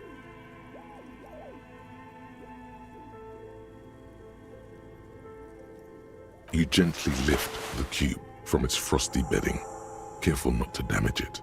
We should take it back to Miss Lukanen Kilda as soon as possible. I'm not sure how well unused filaments tolerate room temperatures. Yes, but aren't you curious to know what's on the precious filament?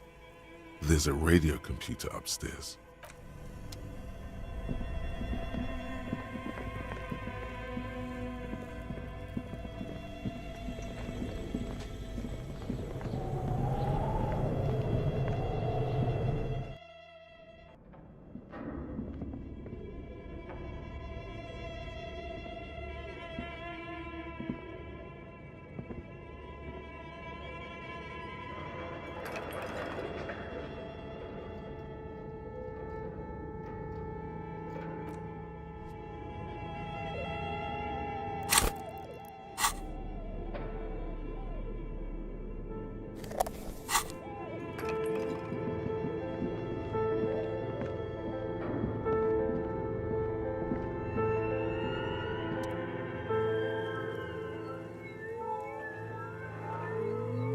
The filament slides out of its glowing nest.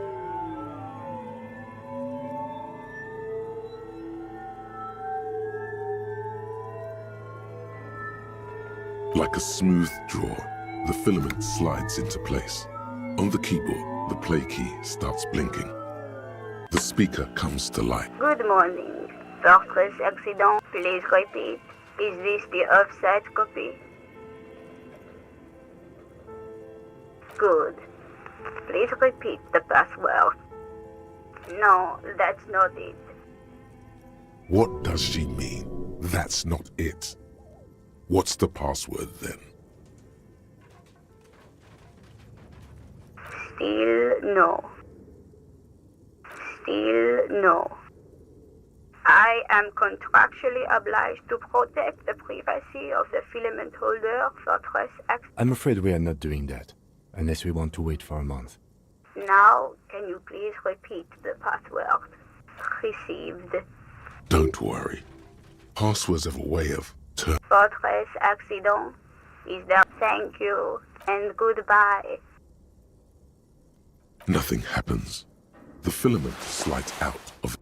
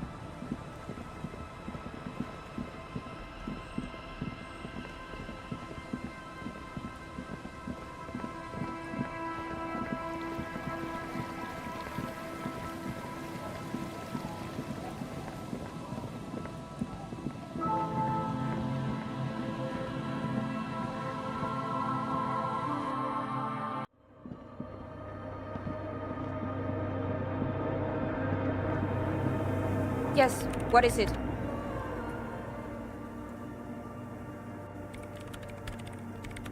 Yes?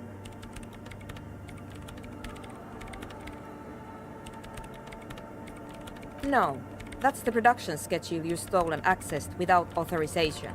I don't need it. In his defense, it was simply lying in the desk drawer of an abandoned cubicle. Okay, but still.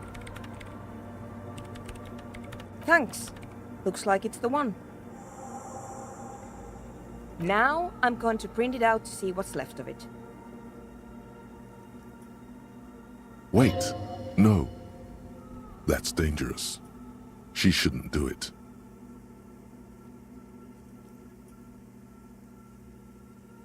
I have a theory. Lintel was able to divine the location of the anomaly from this broken copy. I want to repeat their calculation, only this time with better equipment.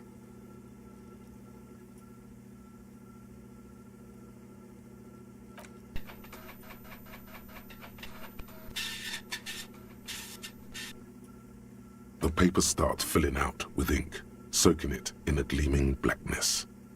This is wrong. Machines shouldn't behave like that.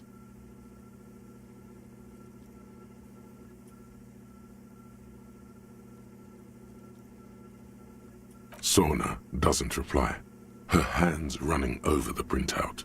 She's looking for something, for her morning star, eyes scouring the millimeters. Here!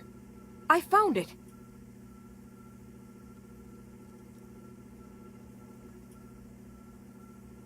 Hold on.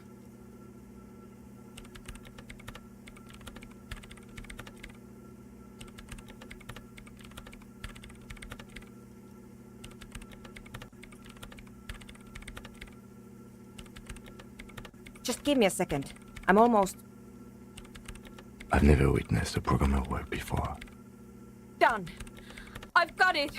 I found the location of the anomaly.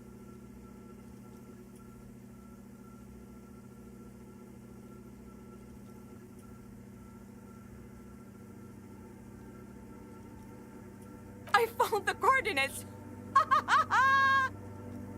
Great job. Thank you. There, in the swallow.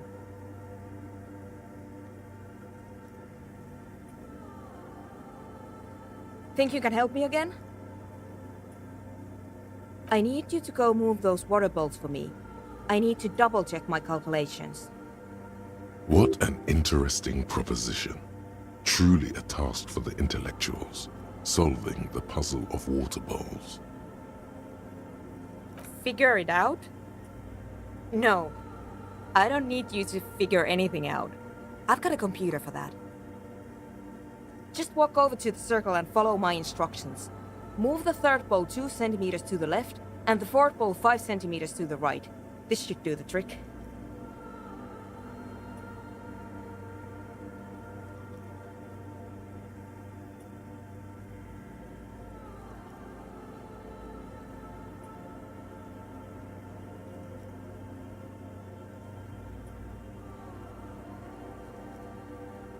What? She only wants you to follow instructions. Nothing intellectually stimulating. In this task, a child could do it. Yes, but you like moving things around. Moving things around is calming. Thanks.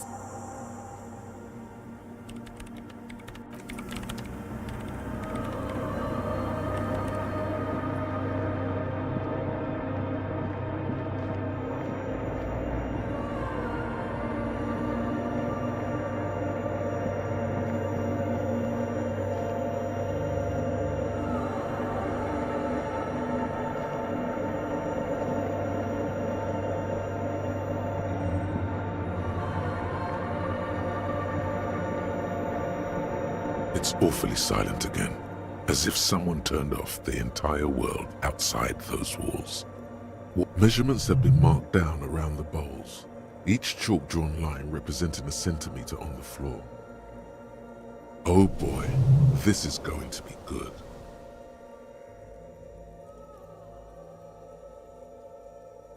It moves like a ghost without creating a single trace of sound. This task is an insult to your mental skills. Some water spills out of the bowl, wetting the floor. The lead programmer sends you an encouraging thumbs up from across the hall. Time to run back, or maybe walk. This is a sacred place after all.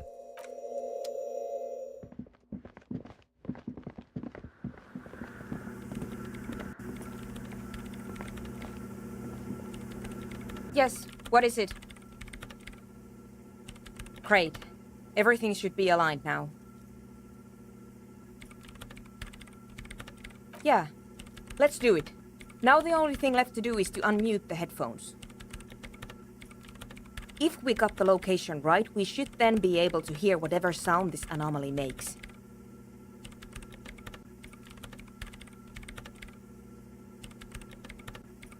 I don't know. That's what I'm scared of. I don't know. It could be anything. I mean, what sound does the nothing make? How can you even listen to something that doesn't exist? What if silence is only what surrounds it, but the swallow itself is...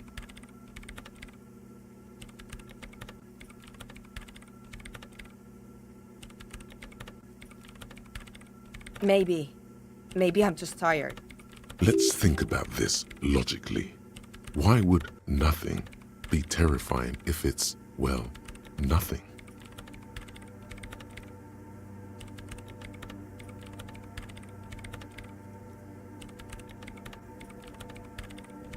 Because it reminds us of death. And we humans tend to think that death is pretty scary.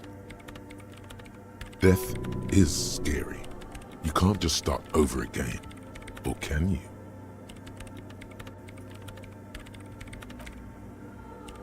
The lieutenant takes a step back. And then, nothing.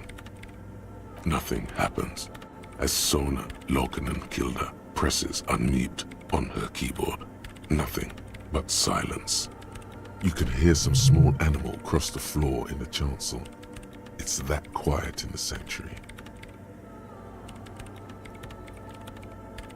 She doesn't talk.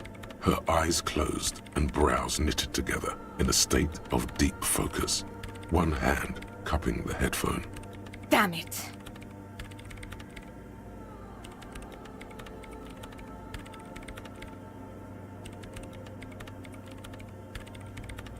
No, of course not. Nothing happened. Let's move on. Despite her fear, she was hoping for something extraordinary to take place. No. No. My hypothesis was wrong. According to this, I should have heard something, if I got the coordinates right. Like I said, silence is only what surrounds it. But this is just another failure. Silence sounds like silence. That's all it is.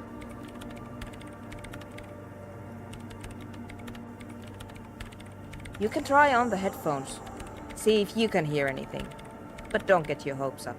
Silence is silence? You're sure there's more to it? This can't be it. You should have a listen. All you hear is your own breathing, heavy and hoarse from all the nights spent drinking. It's the breath of an old man. But there's something else. There has to be something big, something unexpected, something new, yet to be discovered. Ghosts, speak to me. When was the last time this world had anything new to say? Well, did you hear anything?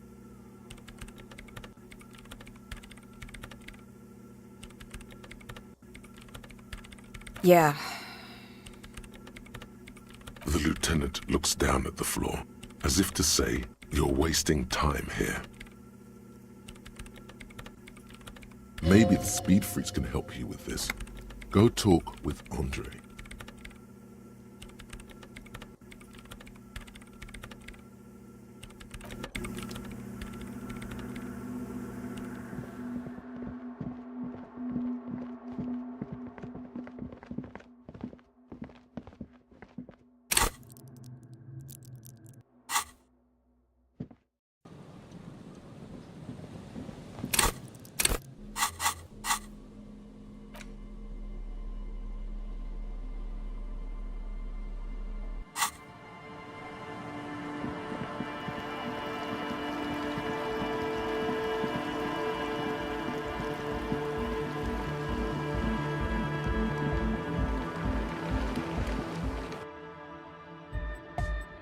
Hi again. So, how are things going? Goodbye.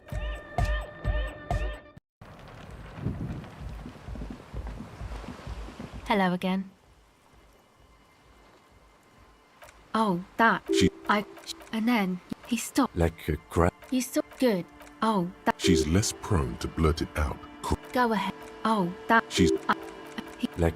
Good. Oh, that. She's less prone to blurt it out, crab man, than the others. Go ahead.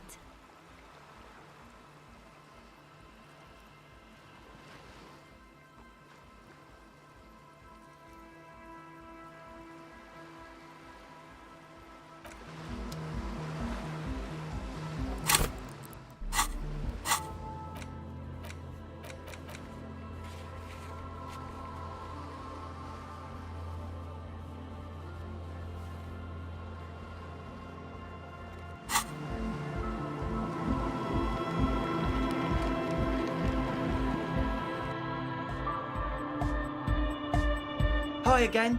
So, yes? What's the deal? What kind of a hitch?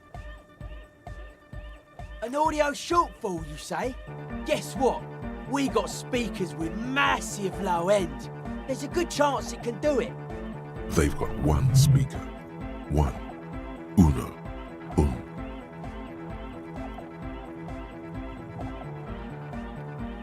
We've got some serious range on this baby. It'll blast her shoes off, believe me. Goodbye, officer. Huh? I see you're here again. Yeah, I suck at socialising, man. Weird wires going into water. Nothing's... The sickest. That's... Most of it sonic powers.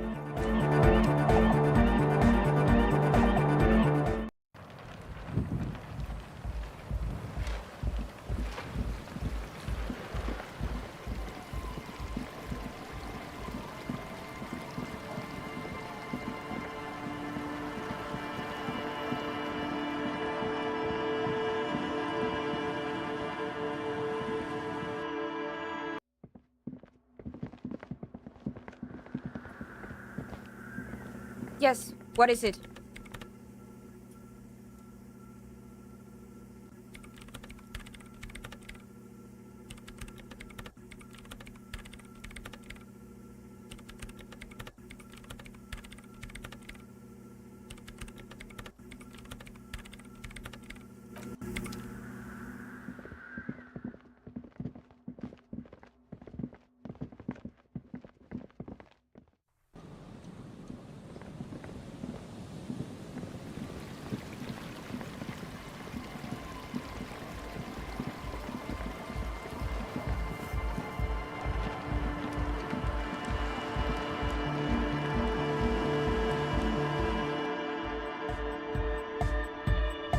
Back to the hardcore! It's hot. Skip. Huh? I see you're in. Weird what? Nothing's wrong. The sickest. That's Nothing's... The sickest. Sonic powers. Hi again. So, how things going? Yes? What's the deal? What kind of a hitch? An audio shortfall, you say? Guess what? We got speakers with They've got one speaker. One. Uno. We've got some serious range on this baby. It'll blast her shoes off. Okay, indeed. Plus, and it has to be, all in all, you really can't tell what that means. Goodbye.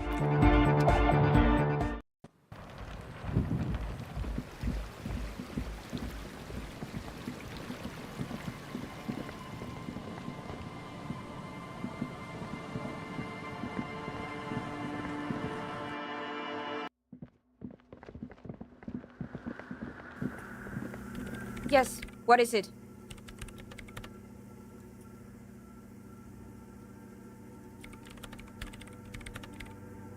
The swallow, you mean? What about it? Great. Thanks. No? Yes. No. You're right. I'm not. I brought them here. Great. Everything disappears. You are draped in silence like a drowning man staring into his puny little headspace. And then the pressure changes. It feels like flying on an aerostatic, or when your ears pop, or like a subtle difference in the atmosphere, a weather change hanging in the air.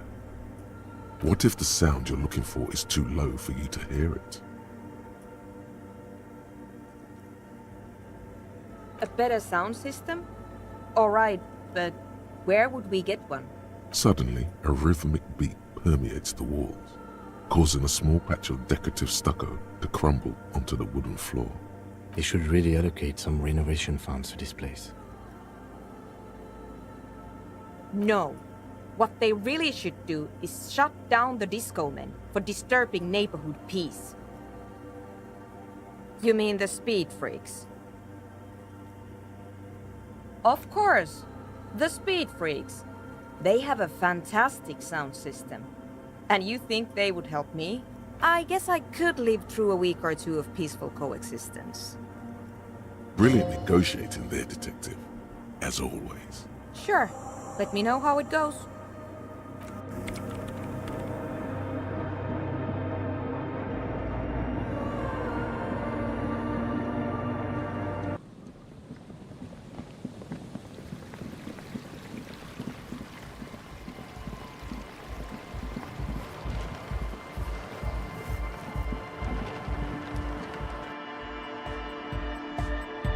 Hi again. So, how are things going?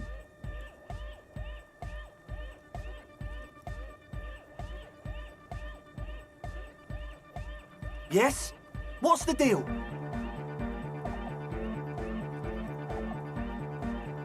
We are grateful, Copman. You're an augury of a new era of Nordic dance music. That's fine. We can manage. We appreciate it. It's going to take us a bit to move our stuff inside. A couple of hours, maybe. Come check back later. Let's get moving.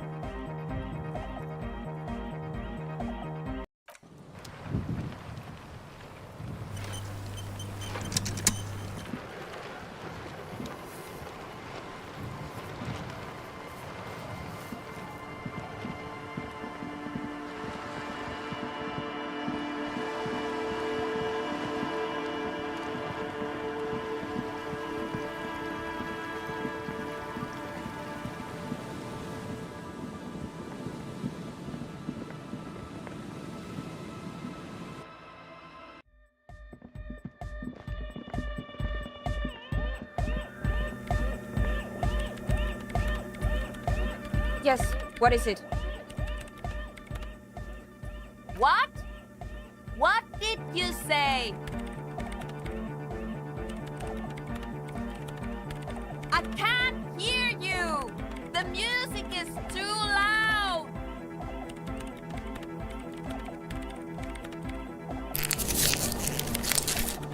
She shrugs and turns back to her radio computer.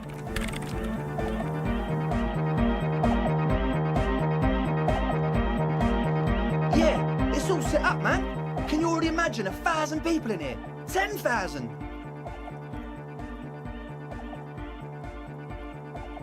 Ecstatic vibrations, totally transcendent. And I've finished setting up the new compressor too. Now the only thing left to do is the name of the club. Will you do the honours, detective?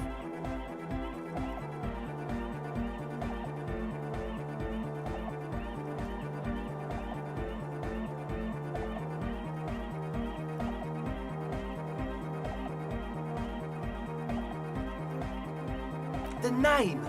Everything I managed to come up with sounds just wrong. Andre's overthinking it. Yes, you should do it, detective. It would be good for the signs. Noid's right. You've helped us so much. It's the... How about something simple? Like the club? Too modern and too ironic. We don't want ironic. We want real. Real and true and beautiful. Like a morning after the rave. Yakukata! Yakukata! Yeko Qatar, the zone of ecological catastrophe. That's too morbid, eh? Got anything else? Hardcore! Hardcore to the nega! No, it has to be bigger than hardcore. Yes, it has to be even bigger than hardcore to the mega. It has to be bigger than the scene.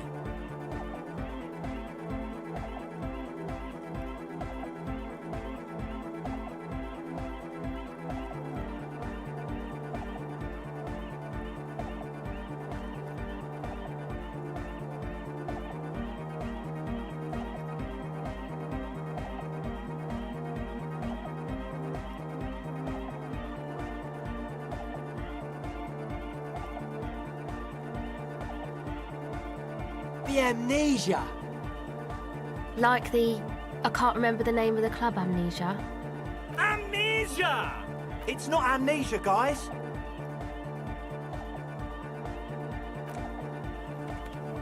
I don't. Good. We have too many opinions anyway. I wouldn't. I wouldn't build a club, and I wouldn't name it either. An underground place with no name? Sounds like something the Crabman would say. We're not going with anything the Crabman would say. Why not? The Crabman has ideas, Estelle. Ideas from another level of consciousness. I don't care. I don't like the Crabman, and I don't like his ideas. You have? Well, what's the name?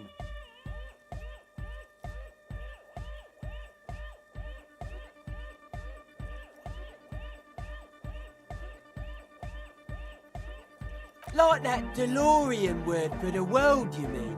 Elysium. But Disco Elysium?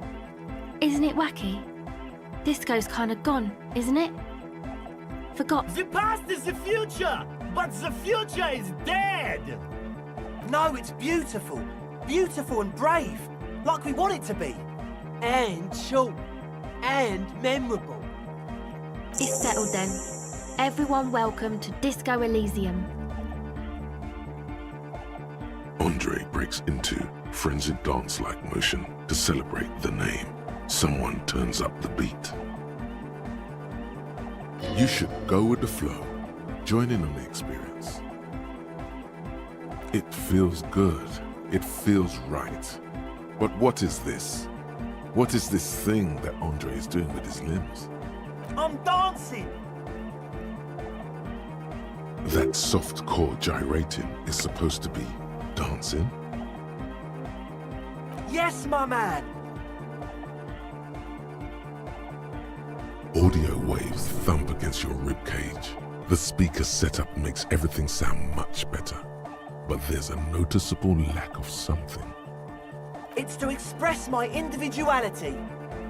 Is that a bald spot? It's hard to tell for sure with the fused together spikes, but it looks like he's balding.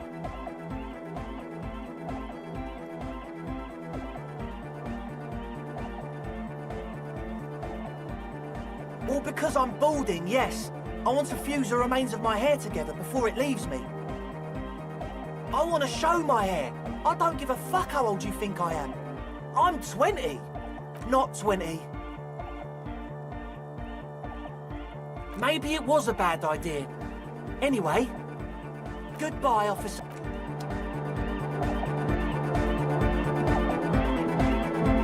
You got us in, cop. I can't believe you got us in. Between you and me, I don't know if you've noticed this about me. I'm a little suspicious of authority. But you really came through for the hardcore underground. Yes, you really came through for the hardcore underground. How come? Andre is busy cutting some slightly less lame, but still quite ungainly shapes on the church floor, sweating profusely. Estelle using her contact mic to listen to a tree underwater. The one with the large head is blasting the dance track on repeat, while the stained glass window behind him is rattling from the bass.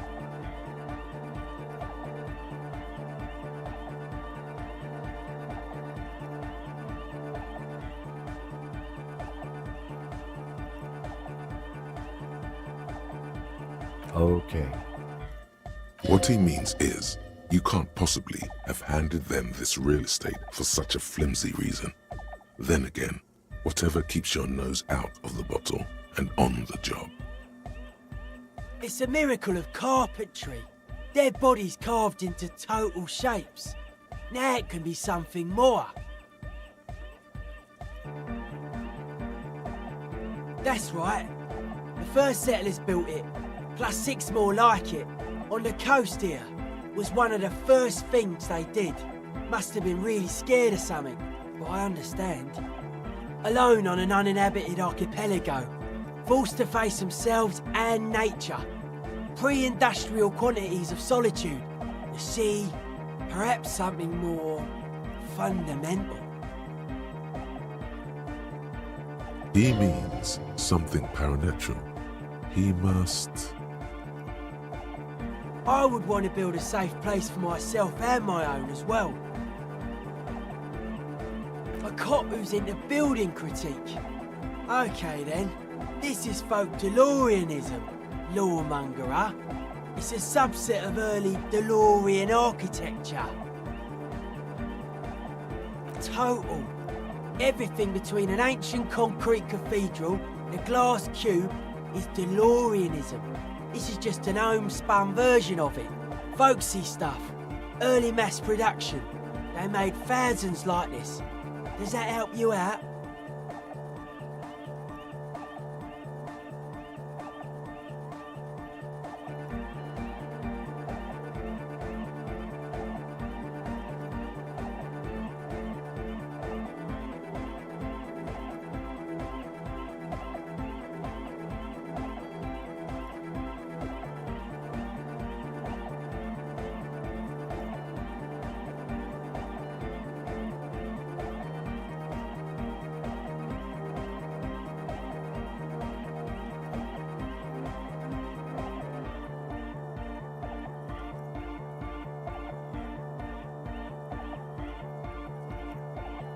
Like that woman there. Vertical, thin, white, a false image of grandeur. The source of the system is up there. You're at the bottom. They really dug that power vertical. Like to show off large and intricate structures. Arches, spires. Put you down with them. They were really into painting everything white too. Virginal shit, you know. Married shit. Virtue and tyranny.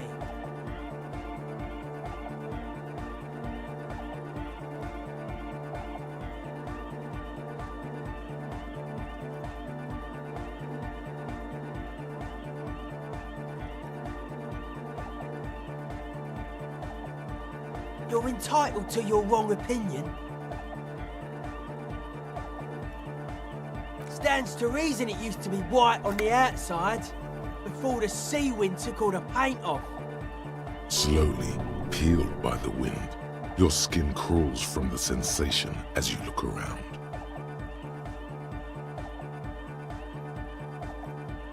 Dead bodies are perennial plants.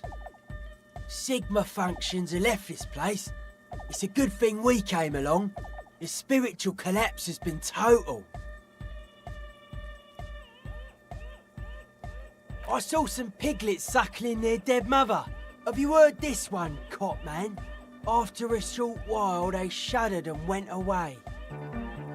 They had sensed that she could no longer see them and that she wasn't like them anymore. What they loved in their mother weren't her body, but whatever it was that made her body live.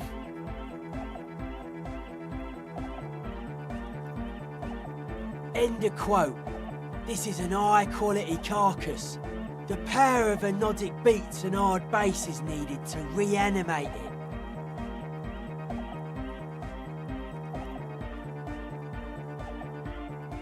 A Sarai's man who lived a long time ago, an ancient hardcore brother. It never was. A 3,000-year-old regime of history, built by hundreds of generations of self-appointed intellectuals. It's false to the core. The way he says it, the force in false core, is invested with 20 kilotons of disgust.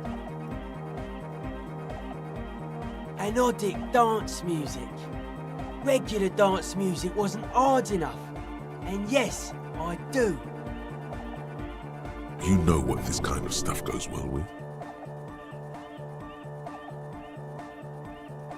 Your pleasure response was more like, just wondering if he has any.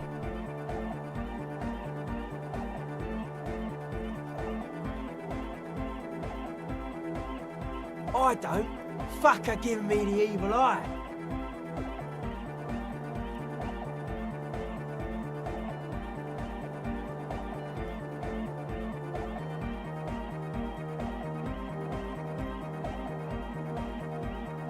You defend her, law minion. She was a mass murderer. What's up with that? Mellow, man, mellow. No one's a mass murderer. This is a house of love. Mass murder on the floor!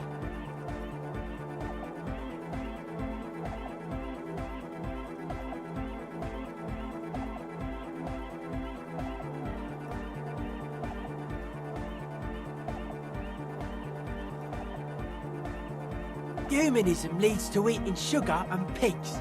Humanism was invented to mass-produce billions of humans. Billions of humans can mass-produce hundreds of billions of pigs. And many, many more tons of sugar. She liked games. Her legacy, the thing we live in, isn't real life. It's a strategy for some kind of victory against a long-dead opponent. But, yo, I'm only annoyed. What do I know?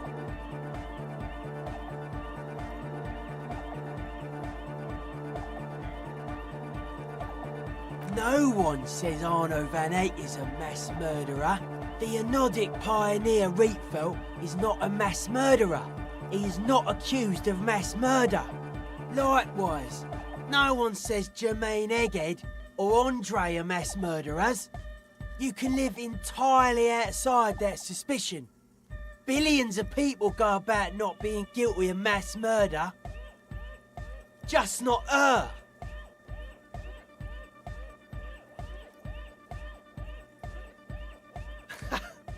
I like this question, Cop Man. She did not live the life of a human. She lived like someone who's playing a game. The life of an operator. That's not the life that humans live. She was adored. Humans aren't. I don't know about you, but they hate me. And they do not think I'm innocent or some shit like that.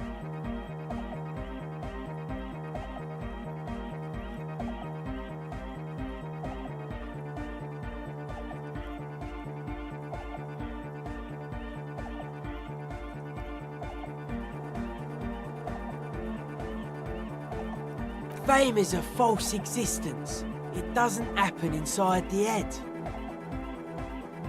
What a strange choice of words. Caustic, overflowing with negativity. That can't be healthy. What's happening here? Why do you keep coming back to this window? Why do you keep saying that if it isn't making you feel well? Don't come back to this anymore. Stop talking about that damn window. Hard to say, Cop Man. Signs in here are distinctly wild. Gonna take a while before everything's properly synced.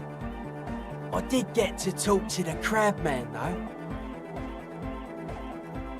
Anyway, he's been giving me kind of a psychic rundown of this place.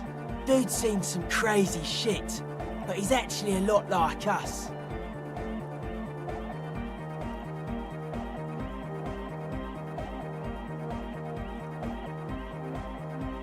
Talking to him, I realised that sobriety can be pretty hardcore too. I gotta respect it. The man picks up on stuff, and he knows a lot about the church. I got a lot to learn from him. Good thing you didn't squash him.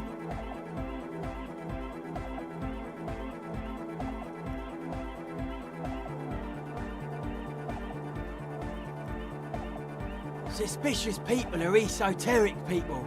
We don't go around spilling everything to Johnny Law. They don't call me Noid for nothing. It took us setting out for this whole enterprise to get our science synced. It's short for paranoid.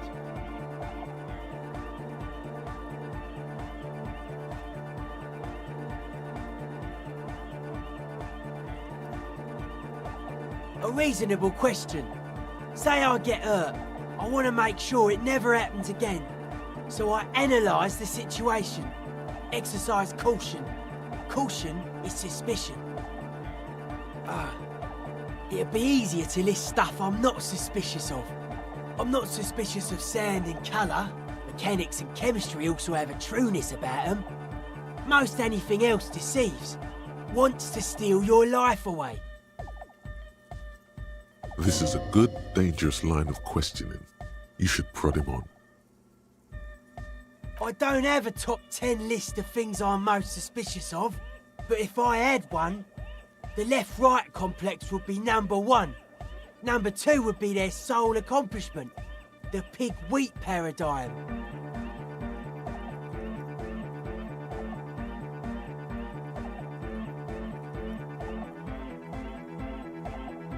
I prefer not to. Both ask the wrong questions. Any spark of light from either one is accidental. Their combined movement's only concern is producing enough pig and wheat for everyone. The end goal of humanity.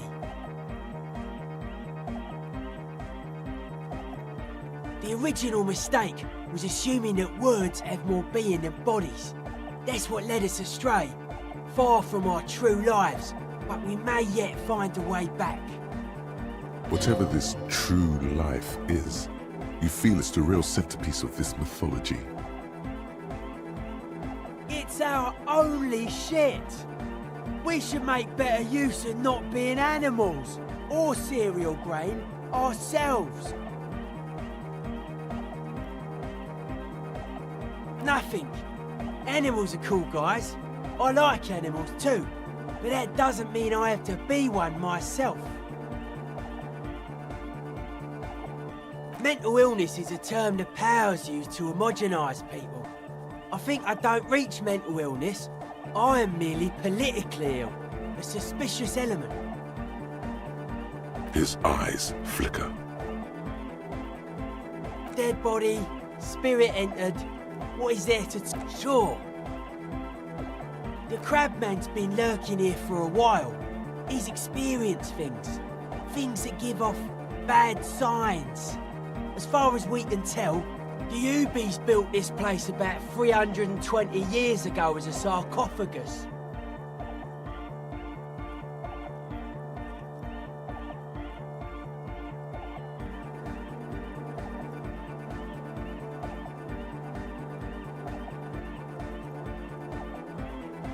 Not like a literal sarcophagus. I'm just being metaphorical. Encasement, confinement, of something they were afraid of. Something new and unheard of on the Isla. I think that's what the Crabman is experiencing when he climbs around upstairs. Like, this is some old world shit the Ubies had heard about. I thought the best way to deal with it was to build a church, surrounding it, to contain it.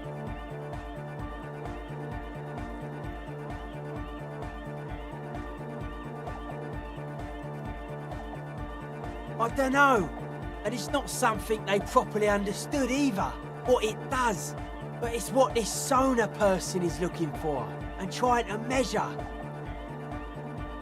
It'll be fruitless though. She won't be able to measure it. People like that always want to measure everything. All those things they really can't. The wood creaks as a gale blows by. Outside, dust particles fall through the darkness, settling down on the age-bleached floorboards. The structure does not feel particularly durable.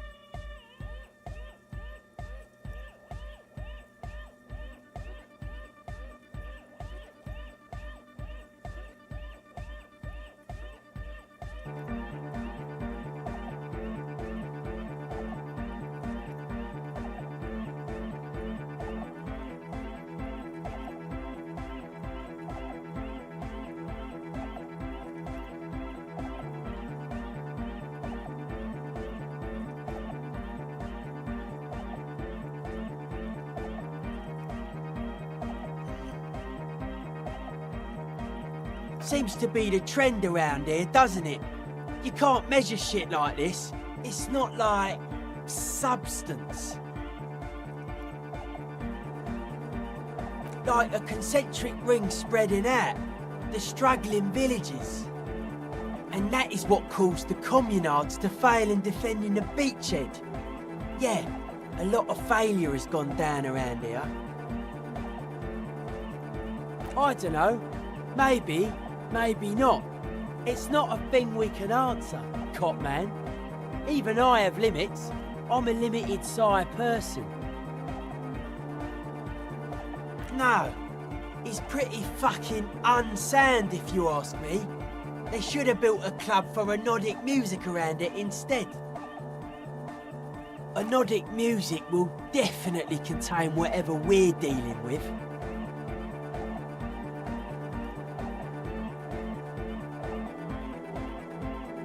And if it can't, well,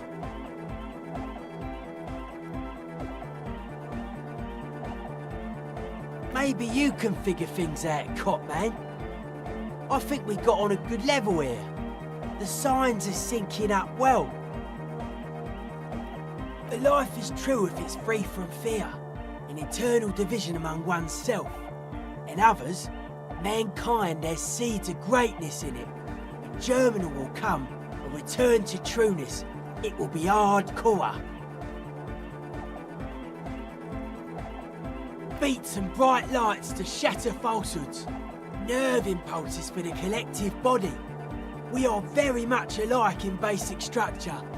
An hard enough beat would awaken everyone to a truer calling. In unity. Just like that. The speed freak is right in your face. His eyes burning. His comrades look on worriedly.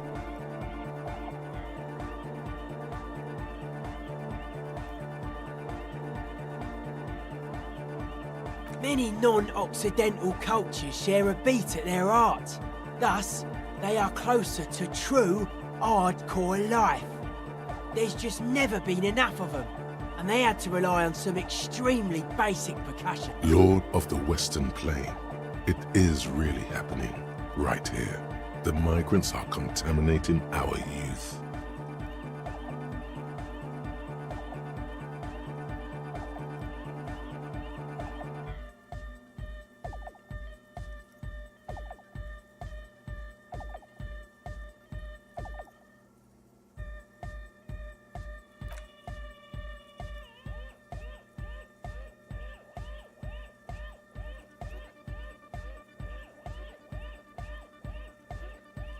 Utmost dedication, thoughts from the spinal cord, is a potent superlative as well. Egghead usually has a better concept of the hardcore. He just really likes saying hardcore. Hardcore!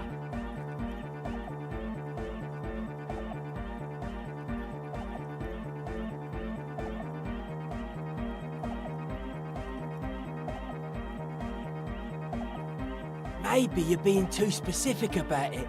Try consulting with your spinal cord. Oh yeah, sure thing.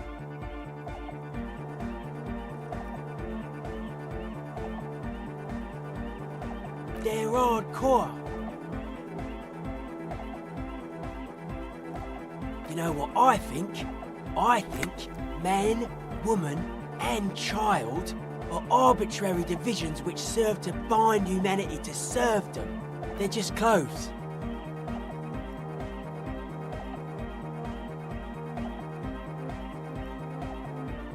It's just a style, you know, normal hard style. Anyone can wear it.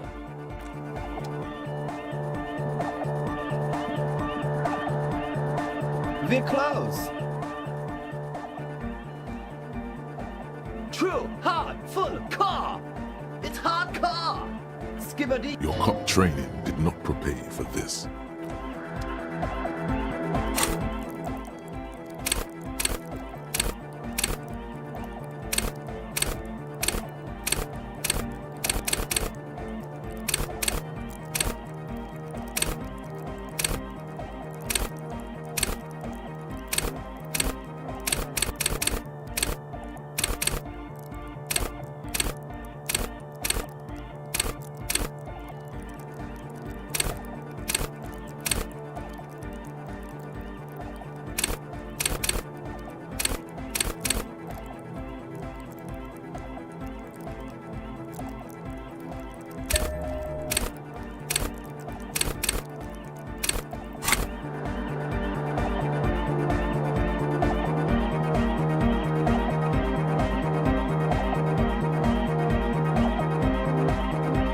Whistling a melody, her trusty contact mic attached to a wooden pulpit. Hey there. I've been recording some new audio from all these beams and rafters. The sounds travelling through the wood are pretty cool. Creaks and stuff. But that's not really what I wanted to talk about. I wanted to thank you instead. For getting me and my friends in here. And we even found some new associates, such as they are. Good, I think. Noid is getting a read on the place. I think he finds the carpentry very impressive. Andre's been setting up the compressor and dancing. Egghead's been keeping the party up. He's got the stage under control. Sauna, the programmer, she's doing whatever she does behind that radio computer of hers. She doesn't talk to us much, and the crab man hasn't shown himself, thank God.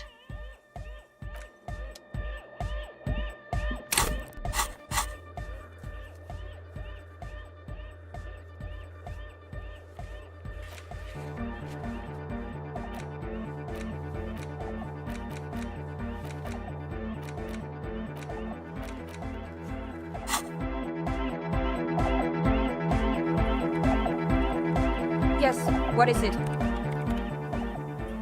What? I can't hear you! Oh, the project! It's not going well! There's that guy! I need him to plug a 3.5 cable into the auxiliary input so that I can route the audio signal through the mixer into the speakers.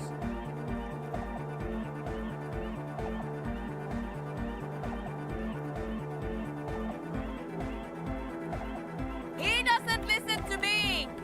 He only ever seems to care about hardcore and yekukata!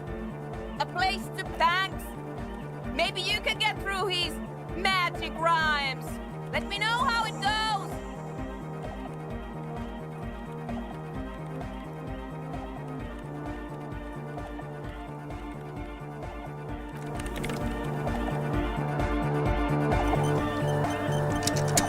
We're close. True, hard, full, car. It's hardcore. Skibberdees. Your cop training. We're close. True, hard, full. It's hardcore. Skibberdees. Your cop training. We're close. True, hard, full, hardcore. Hardcore to the mega. Internally coherent. All car! All right! Yeah! Gotta get the people going! I'm the party boy. It's my job. 2 on a track. Watch your back. We're close. True. Hard. Full. Hardcore. Hardcore to the mega. Internally coherent. Good morning, yeah! 1, 2, 3, Yekokata, the place to be! It's the met.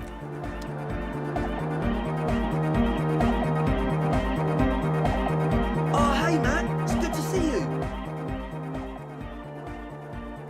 He's a quiet man, mostly communicates through music. Well, he's just kinda here. I don't really know how to communicate with him. Yeah, sometimes, when I stumble and find my way into his centre, you have to hear a lot of hardcore to the mega first though. The man smiles mysteriously. I get it. He's a puzzle. Goodbye.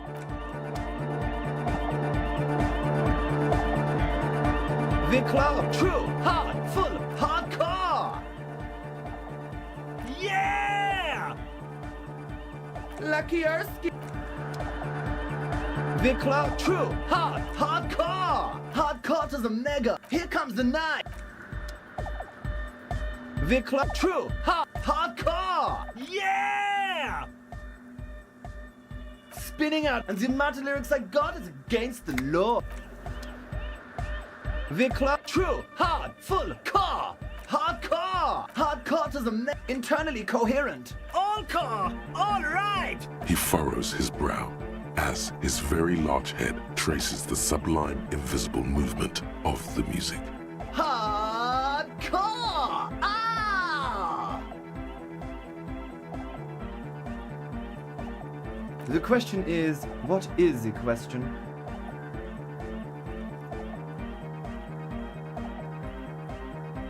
But there was no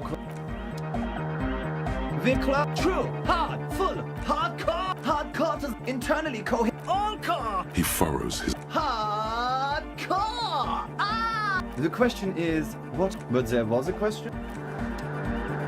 Vikla, true, hardcore, hardcore, internally all car. He furrowed. Hardcore. Ah! The question is, what is the question? But there was... The club, true, hardcore, internally coherent. All car! He furrows his... Hard. The question is, what is the... But there... The true, hard, it's hardcore. Skibber danger. Your cop training. The club, true, hard, full, hardcore. Hardcore to the mega. Here comes the... The club, true, hardcore. Yeah! And the... The club, true, it's hardcore. The club, true, hard, full, hardcore. Hardcore to the mega. Internally coherent. All car! All right! Yeah! Gotta get the people going. Yeah, request. I want everybody as close to the stage as possible. The club, true, hard, it's hardcore. The club, true, hard, full, hardcore. Hardcore to the internally coherent. All car! All right! He furrows his... Hardcore! Yes? What do you want to know? Good. The club, true, hard, full, hardcore. Hardcore to the mega. Internally coherent. All car! All right! Yeah! He furrows. Hardcore! Ah! The question is, what is the question? But the...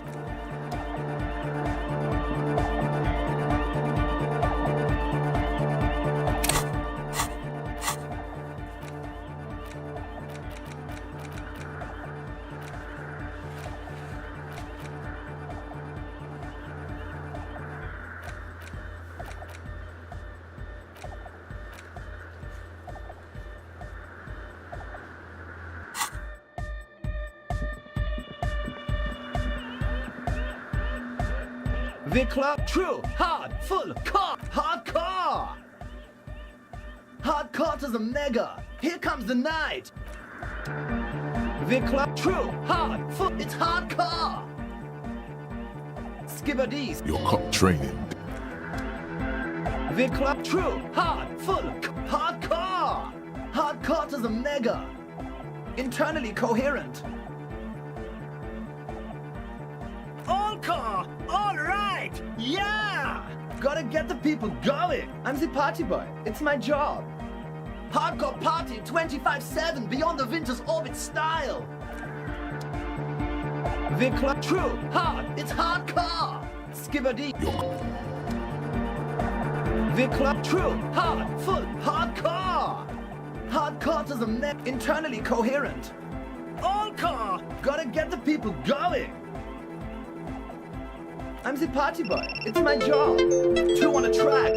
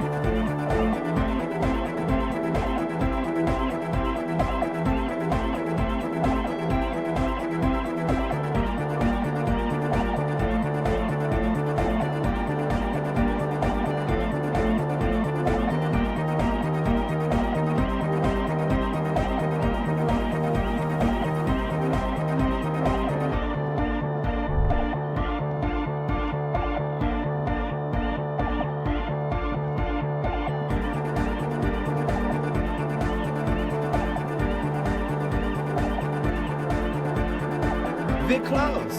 True, hard, hardcore.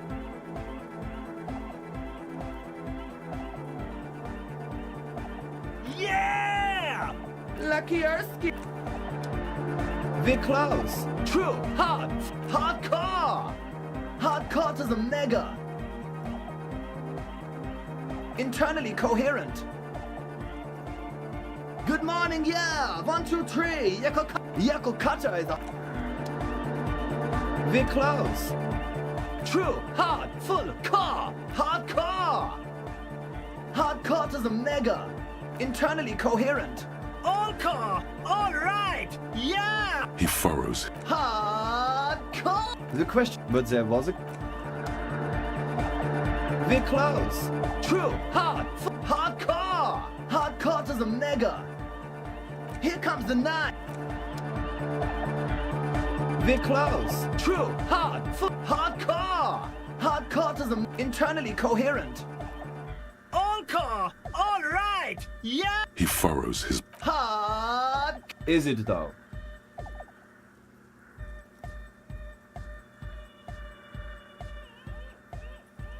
One mind, one spirit. There's no other world. There's no. We're close. True. Hardcore. Hardcore to the internally coherent. All car. All. He furrows his brow. Hard. Is it though? But is it? I mean, really? No, but seriously, I'm a bit worried it isn't.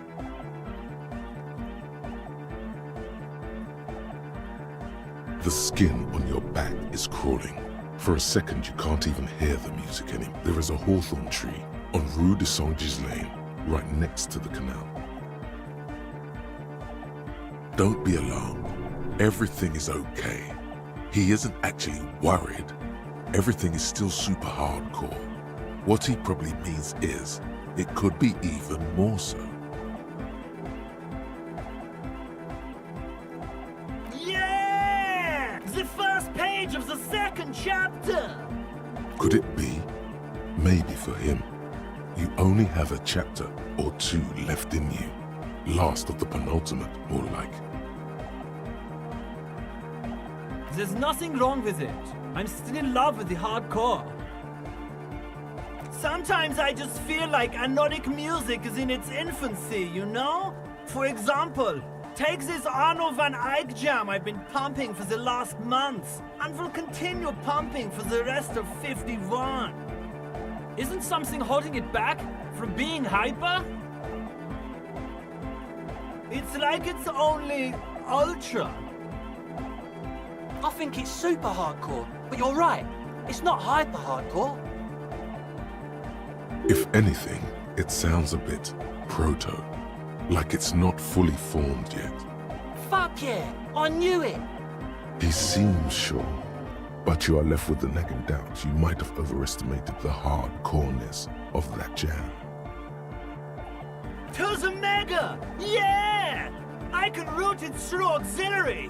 What kind of a cable does she use? 3.5 or 4.5? Oh, she uses 3.5. Yeah. The auxiliary lining is 4.5 millimeter. These two don't mix.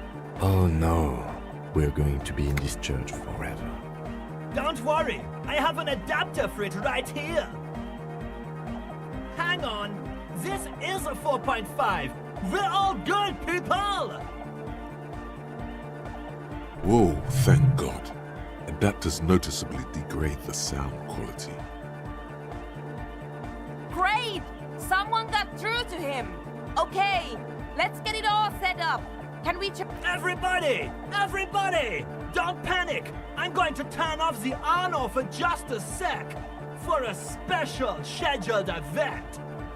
The Arno will be back, but we're doing something else for one moment. All right, go tell her that Egghead is ready to rave to her tunes.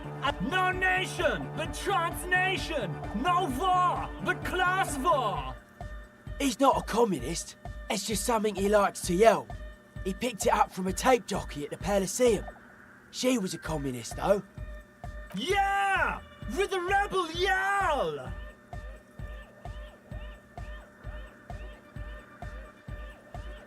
I can do that!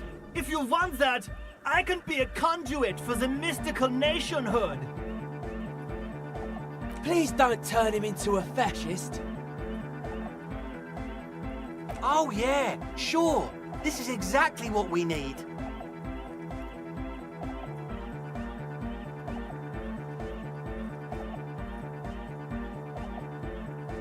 Aye!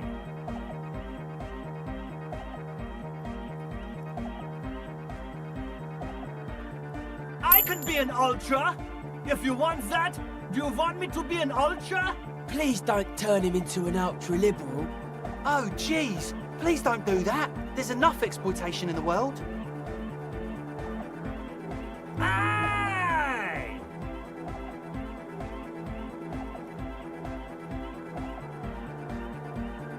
Don't be a lunatic. Of course he isn't.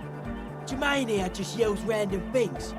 Odds are, sooner or later one of them will come off as fault reading. Yeah! Reversion imperative! Unless you were thinking Reversion imperative right now. Anyway, I've had a... That's fucked up, man. Lying like that. And a cop too. Capital rules the nation!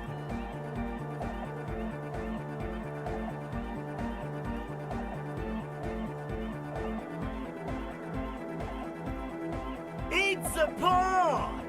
You swear you feel the profit margins reflecting off Jermaine Egghead's giant smile. Dark-hard hardcore! Jermaine Egghead! Basically, yes it is. Lungs are for love! When Dolores Day was anointed innocence, her lungs started glowing through her body. For the world loved her, and she loved it back. Yeah! Why wouldn't they be? Are the lungs not the place where you hold the breath of your soul? I think so.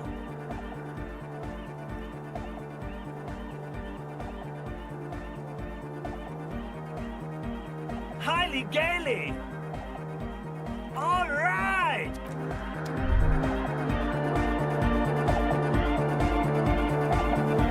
Yes, what is it? Okay, but think you can ask him to turn the volume down a bit? Just in case. Maximum! Maximum is the only way! I know it is, but could you please turn it down just this instance? Just this one time? Maximum is not the only way, okay?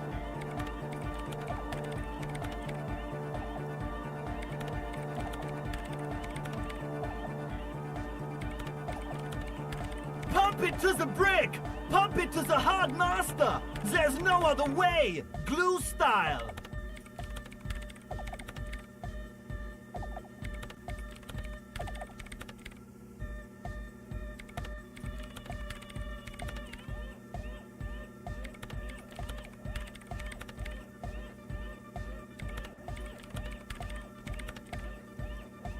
Glue style? Okay, there literally is no other way. The mixing desk is glued to maximum.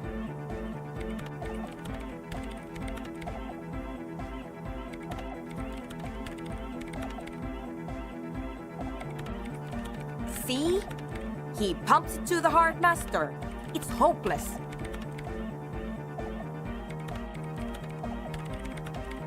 Because I'm afraid that something might happen. It's an unknown phenomenon.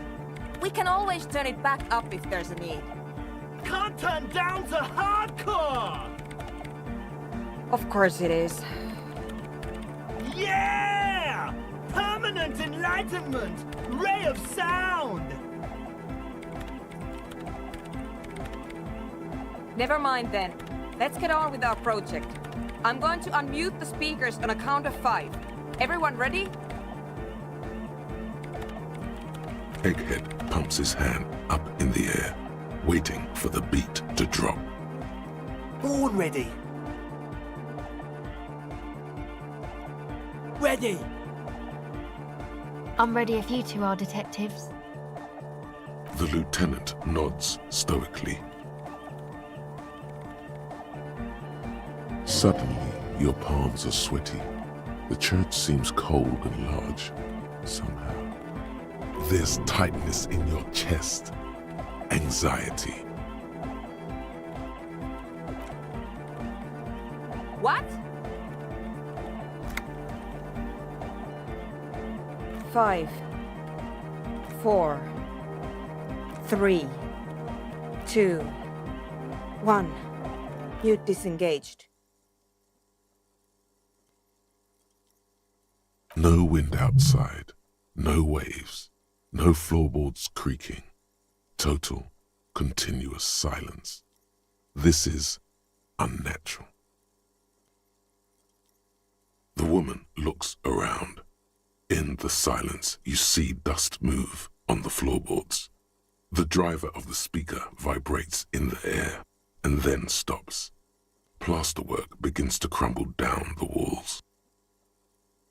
In the silence, a low hum starts creeping up your spine. It's a song inside you, not in the speakers, not in the room. A great bass sigh in the basement of your mind. Slowly, it builds until the air around you starts to vibrate.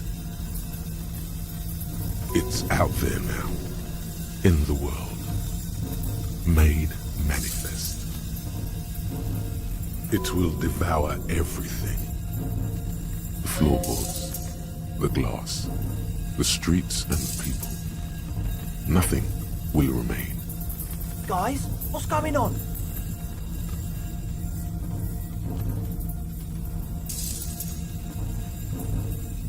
It's getting louder.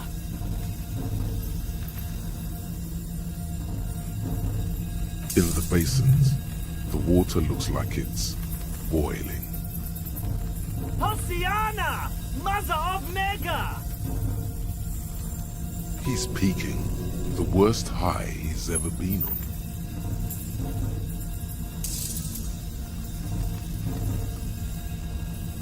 The beauty and the beat! The future of dance! Planetary! No, Egg! It's the window!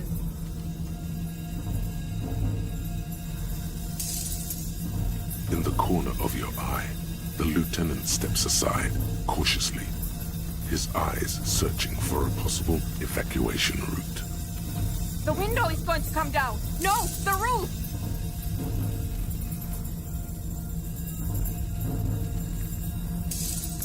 Cracks appear on the stained glass window. Cracks run up the wooden pillars in the dark. Come down to us! Love! Below it, all the bass grows, like the jaws of a giant compressor gnawing on metal and wood. It does not sound benevolent at all. That's it. I'm muting it.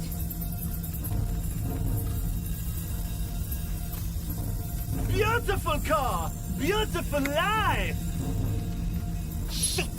It doesn't stop. Asil, have you? Yes, I've turned it off. Andre, pull the compressor! The place is gonna come down! Fuck! I can't shut it up! The signal's passed! It's not in here! It's...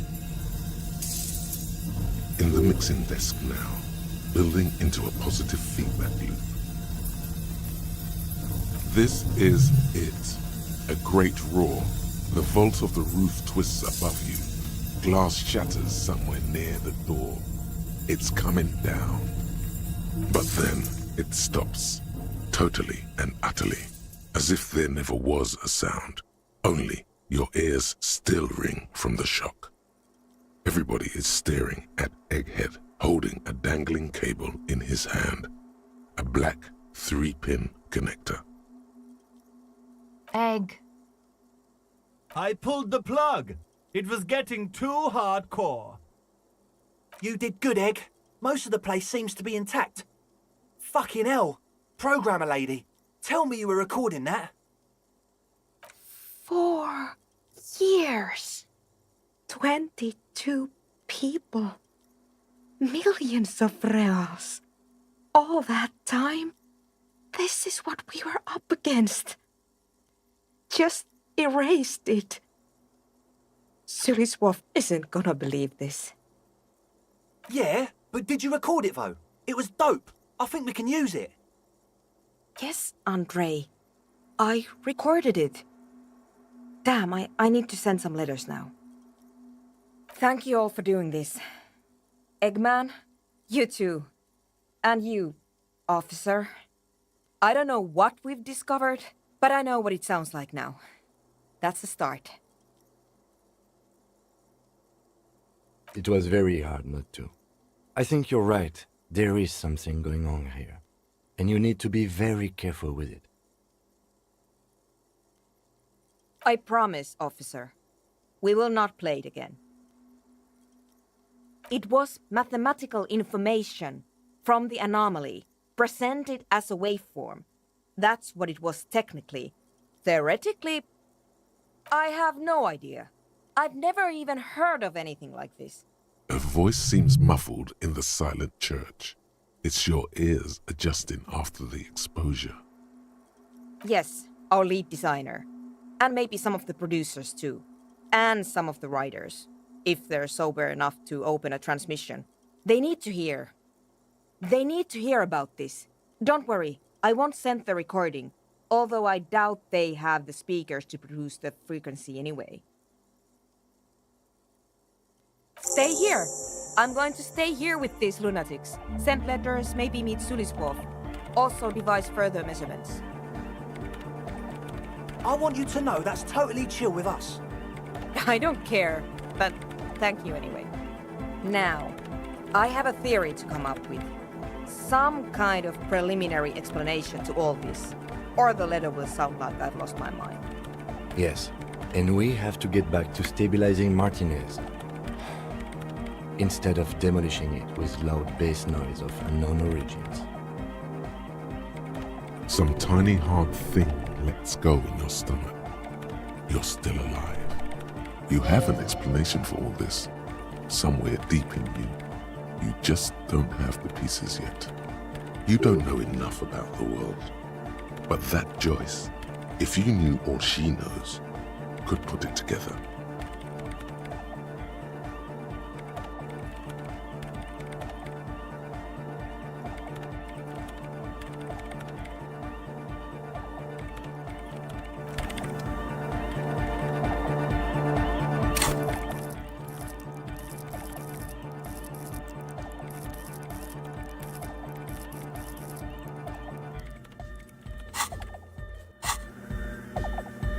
Yes, what is it?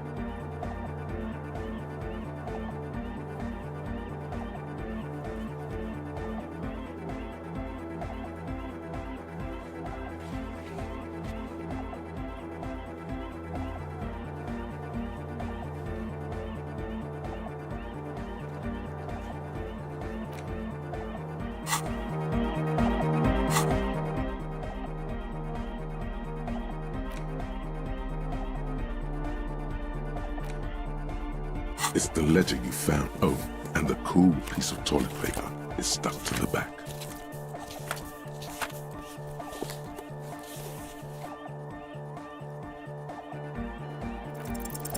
Just relax. The two sides of the board are slightly misaligned, like a drawer that's come off the slides. All you need to do is bend the plastic on your knee, slowly.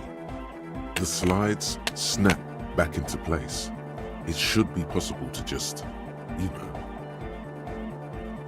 without resistance or sound, the two panels move against each other. The compartment is now open. 2 ticket stubs and a handmade postcard.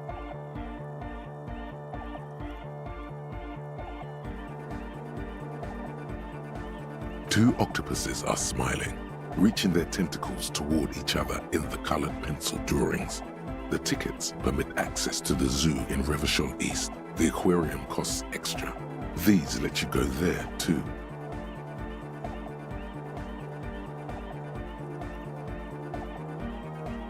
The words just crossed your mind somehow.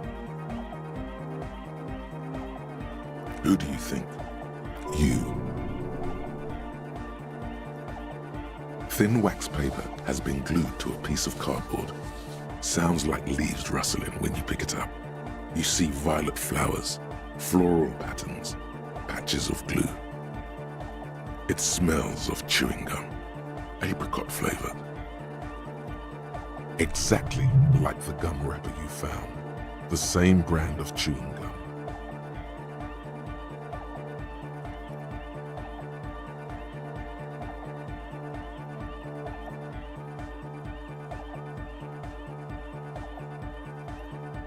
Familiar handwriting lines the inside of the card, looped, round letters in a woman's hand. A young woman in her 20s. There is care, effort, and a smile, you think. Although that is not something you can read from someone's handwriting. Harry, it begins. You're already reading. I wanted to write you a letter so you can read it when you wake up. Maybe it will make you happy.